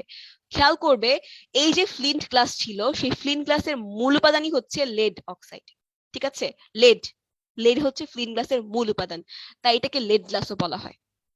ওকে, so lead glass flint glass same জিনিসই, এই জন্যই ফ্লিন গ্লাসের প্যারার মধ্যে লেখা ছিল যে অপটিক্যাল যন্ত্রপাতি তৈরিতে লেড গ্লাস ইউজ করা হয়। এখন অপশনে খেয়াল করো, তোমার কোথাও কিন্তু ফ্লিন গ্লাস খুঁজে পাচ্ছ না, কারণ সেম জিনিসই। সো যদি ফ্লিন গ্লাস থাকতো তাহলে অপশন অ্যান্সার দুইটা হতো, লেড গ্লাসও হতো ফ্লিন গ্লাসও হতো। ঠিক আছে, এই জন্যই একই জিনিস দেখে দেখো অ্যান্সার দুইটাই হবে, সো এই জন্য আমাকে কিন্তু অপশনের মধ্যে এটা অ্যাভয়েড করা হয়েছে। সো এইভাবেই তোমার অপশনে কখনোই ডাবল অ্যান্সার থাকবে না। ওকে, এটা মাথায় রাখবে। সো কনফিউজ হওয়ার বা প্যানিক করার কোনো কারণ নেই। আচ্ছা, এবার আসো কোয়েশ্চেন নাম্বার 50, এটা খুব ইম্পর্টেন্ট। স্বর্ণের ন্যানোকণার বর্ণ কি? লাল। ঠিক আছে, আমরা জানি কিন্তু স্বর্ণের কালার কেমন হয়? গোল্ডেন কালারই তো স্বর্ণের কালার, তাই না? আচ্ছা, মানে সোনালী হলুদ টাইপের কালারটা হচ্ছে স্বর্ণের কালার। কিন্তু যখন ন্যানোকণা হয়ে যায় স্বর্ণটা, তখন কিন্তু তার কালার ডিফারেন্ট হয়ে যায়, তখন তার কালারটা হয়ে যায় লাল। ঠিক আছে, এটা কিন্তু আমরা কনফিউজ হয়ে যাই যে স্বর্ণ মানেই তো গোল্ডেন কালার হওয়ার কথা, বাট না, স্বর্ণের ন্যানোকণা হচ্ছে লাল কালারের। ঠিক আছে, আচ্ছা দেখো এখানে এক্সপ্লেনেশনটা খেয়াল করো, খুবই ইম্পর্টেন্ট। সাধারণ স্বর্ণের রং সোনালী হলুদ, যেটা বললাম, আর সিলিকন হচ্ছে লাল। ঠিক আছে, কিন্তু ন্যানো অবস্থায় স্বর্ণ সিলিকন দুইটাই লাল। মানে সিলিকনের সাধারণ অবস্থাটা লাল, আবার ন্যানো কণাটাও লাল, কিন্তু স্বর্ণের বেলা কিন্তু দুই রকম কালার হয়। ওকে, সেটা অনেক ইম্পর্টেন্ট। তাহলে আমাদের আজকে সলভ ক্লাসের পার্টটা এখানেই শেষ হয়ে গিয়েছে। আচ্ছা, এখন আমরা দেখবো যে কারো কোনো কোয়েশ্চেন আছে কিনা। আচ্ছা, এফবি তে কারো কোনো কোয়েশ্চেন আছে এগুলো নিয়ে? আচ্ছা, এফবি তে কারো কোনো কোয়েশ্চেন নেই এটা নিয়ে, না? আচ্ছা, কোয়েশ্চেন একটু দেখে নিচ্ছি। হ্যাঁ, আমরা এখন চলে আসলাম আমাদের থার্ড সেগমেন্টে। মানে এখন আমি তোমাদের কোনো কোয়েশ্চেন থাকলে সেগুলোর অ্যান্সার দিব। ঠিক আছে, তোমরা আজকে ক্লাসের উপর যে কোয়েশ্চেন ঠিক করেছো সেগুলোর অ্যান্সার দিব। আচ্ছা,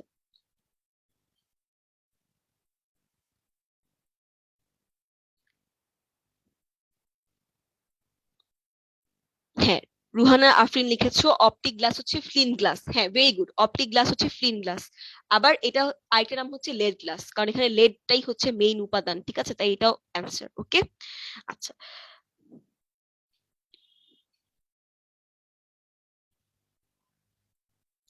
আচ্ছা, একজন লিখেছো একটা গ্লাসে বেশ কয়েকটা নাম আছে আর নামগুলো বেশ আনইউজুয়াল। হ্যাঁ, নামগুলো একটু আনইউজুয়াল, কিন্তু ওই যে মেইন কথাটাই পড়তে হবে, মেইন উপাদানটা পড়তে হবে, আর কোনো কিছু না। ঠিক আছে, শাহরিয়ার আহমেদ, বুঝতে পেরেছো ভাইয়া? আচ্ছা, তাহলে এখানে এফবি তে তোমাদের কোয়েশ্চেন আনসার দেওয়া শেষ, এবার আমি একটু জুম থেকে ঘুরে আসি। আচ্ছা,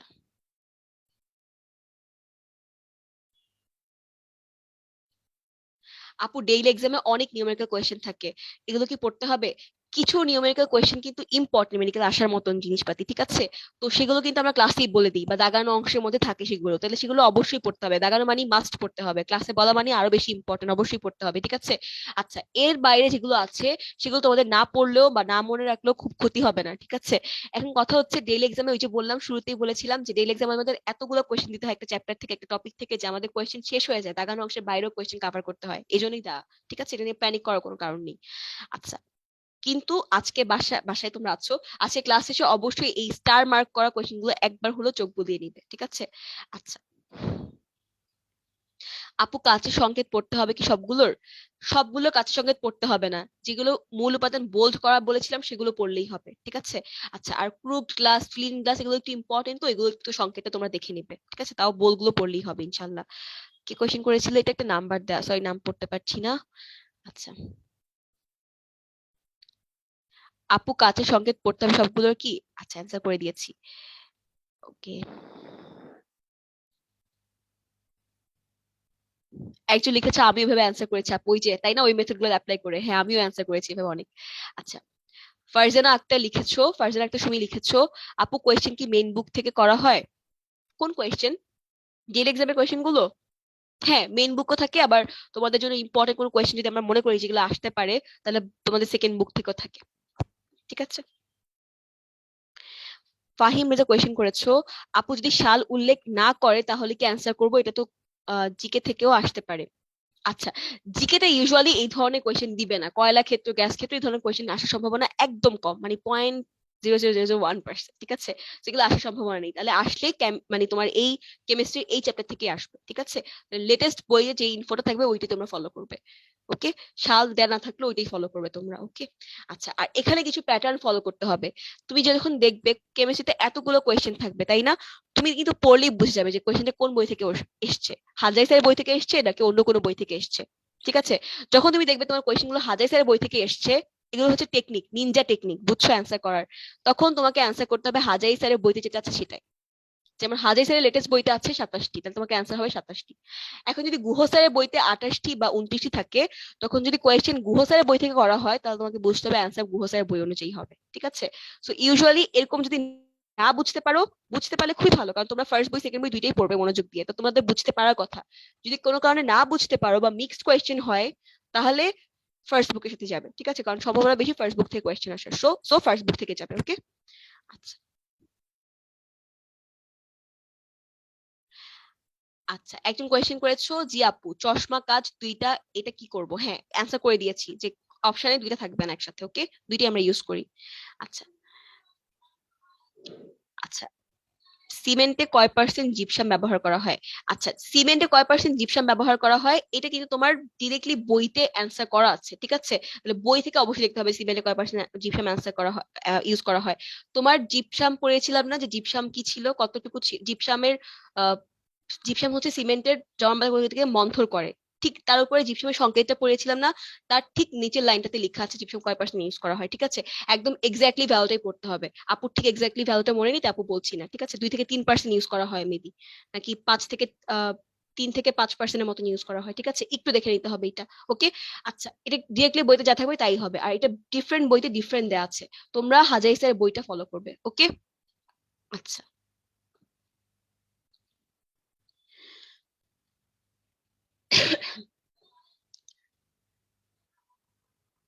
এক্সকিউজ মি, নাজমুল ইসলাম লিখেছো 2 থেকে 3%। হ্যাঁ, তাহলে 2 থেকে 3% হবে, অথবা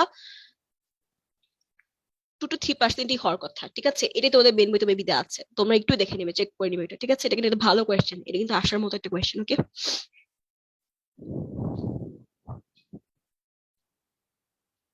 আচ্ছা,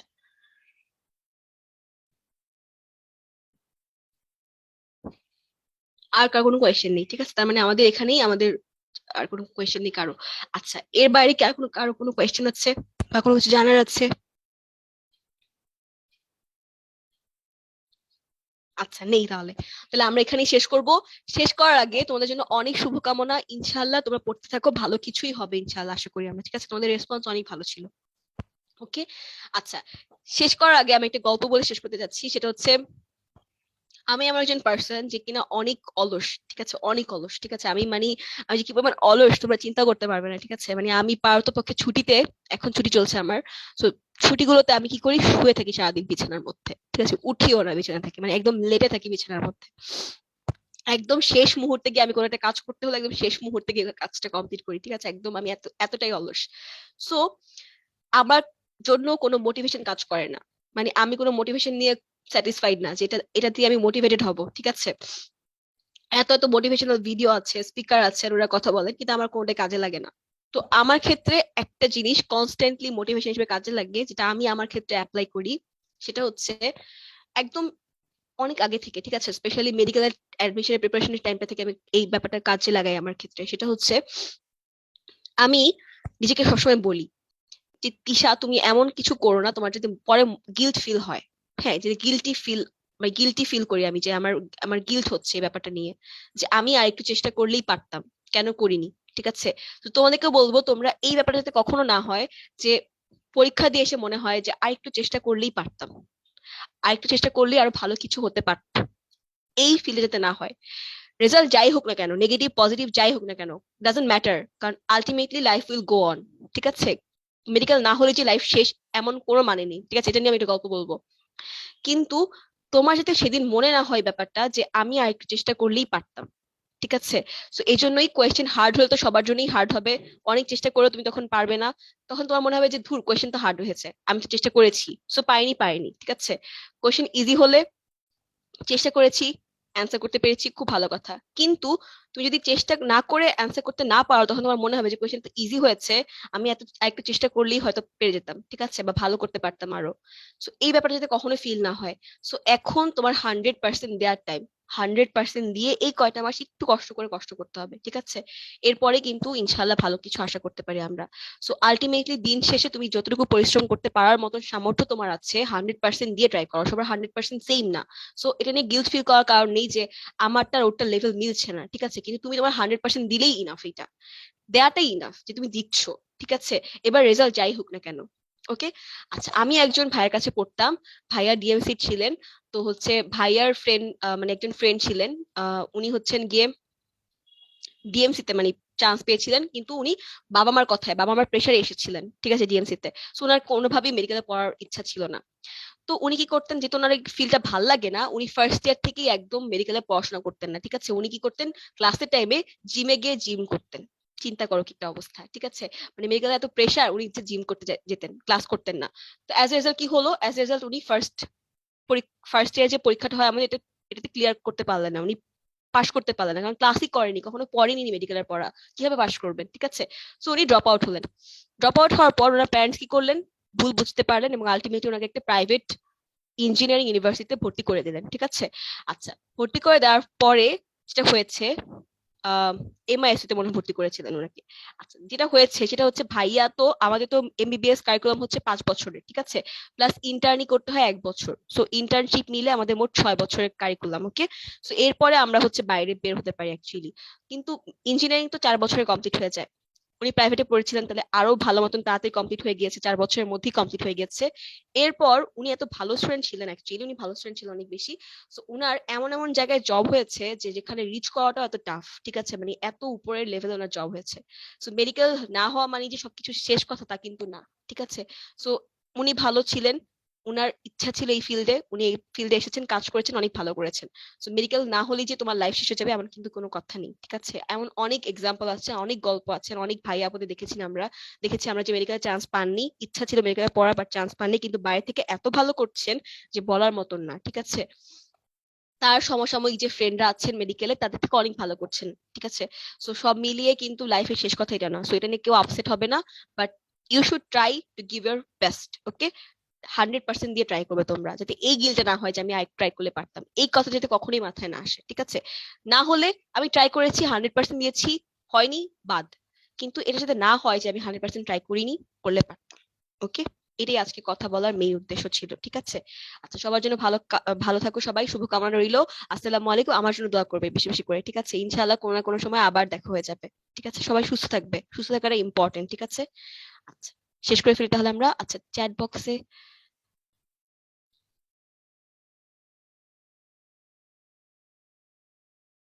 আপু আপনার প্রিপারেশন নিয়ে কিছু বলেন। নাজমুল ইসলাম লিখেছে। আচ্ছা, ফারজানা আক্তার সুমি লিখেছে, আপু আমাদের কত ঘন্টা পড়া উচিত? এটা না ডিপেন্ড করে তুমি পড়াটা কমপ্লিট করতে পারছো কিনা, এটার উপর ডিপেন্ড করে। যতক্ষণ না তোমার দেয়া লাগবে ততক্ষণ তুমি দিতে হবে। ঠিক আছে, আচ্ছা, এটা পার্সন টু পার্সন ভ্যারি করে। এখন তোমার ম্যাক্সিমাম টাইম পড়াশোনার পিছনে দেওয়া উচিত। ঠিক আছে, আচ্ছা, আপু কখন বুঝবো যে 100% দিচ্ছি? যখন তুমি স্যাটিসফাইড যে হ্যাঁ আমার পক্ষে এর থেকে বেশি আর করা সম্ভব না, আমি আমার শরীর মন সবকিছু দিয়ে, অন্তর সবকিছু দিয়ে ট্রাই করছি। ঠিক আছে, সো এরপরে আমার আর দেওয়া সম্ভব না, তখন তুমি হচ্ছে 100% দিচ্ছি। যখন তুমি স্যাটিসফাইড যে হ্যাঁ আমি টাইম অন্য কাজে ওয়েস্ট করছি না, এখন আমি টোটালি পড়াশোনার প্রতি ডিভোটেড, ওইটা তোমার 100%। ওকে, নাজমুল ইসলাম। আচ্ছা, আমার প্রিপারেশন নিয়ে বলতে বলেছিলে। আচ্ছা, আমার পড়াশোনার স্টাইলটা না খুবই ডিফারেন্ট, আমার পড়াশোনার স্টাইলটা অন্যদের থেকে খুবই ডিফারেন্ট। বলেছিলাম আমি অনেক অলস টাইপের একটা পার্সন, সো আমার পড়াশোনার স্টাইলটা অনেক ডিফারেন্ট। কিন্তু আমার মনে পড়ে যে মেডিকেল অ্যাডমিশন টেস্টের সময় আমি আমার লাইফে সবচেয়ে বেশি পড়াটা মানে পড়েছিলাম, ঠিক আছে, দিয়েছিলাম। সো মানে ওই সময় অনেক কষ্ট করেছি আসলেই। কিন্তু ওই যে বললাম যে আমি একটু অলস মানুষ, কিন্তু তারপর আমি ট্রাই করেছি নিজের 100%টা দেওয়ার, যাতে আমার গিল্ট ফিল না হয়। এটা আমি অলওয়েজ করি, এখনো করি, ঠিক আছে। এই যে মেডিকেল পরীক্ষা হচ্ছে এখনো করি, ঠিক আছে। এই হচ্ছে অবস্থা। সো আমি এভাবে প্রিপারেশন নিচ্ছিলাম যে নিজের মতন করে প্রত্যেকটা জিনিস পড়তাম, বারবার পড়া ট্রাই করতাম যাতে করে আমার ইনফরমেশন গুলো মাথায় থাকে। হ্যাঁ, এইভাবে। আর পড়ার একটা স্টাইল আছে, তোমরা নিশ্চয়ই এতদিনে জানো যে পড়ার একটা স্টাইল আছে। সেটা হচ্ছে প্রথমে আমাকে ফার্স্ট বইয়ের 100%, F100, F স্টার এগুলো কভার করতে হবে, মানে দাগানো অংশগুলো কভার করতে হবে, ঠিক আছে। ক্লাসে যেগুলো পড়াচ্ছি প্লাস দাগানো হয়েছে বইয়ের, সেগুলো তোমাকে ফার্স্টে কভার করতে হবে। এরপর তুমি প্রথমে বইয়ের একদম A to Z পর্যন্ত খুলে বসবে না, প্রথমে দাগার অংশগুলো কভার করবে ফার্স্ট বইয়ের। সেকেন্ডলি তুমি কি করবে, তোমার দাগার অংশগুলো পড়া শেষ, এরপর তুমি করবে কি, একদম বইয়ের শুরু থেকে শেষ পর্যন্ত, মানে শুরু তুমি ওই চ্যাপ্টার বা টপিকের শুরু থেকে শেষ পর্যন্ত তুমি একবার রিডিং দিবে।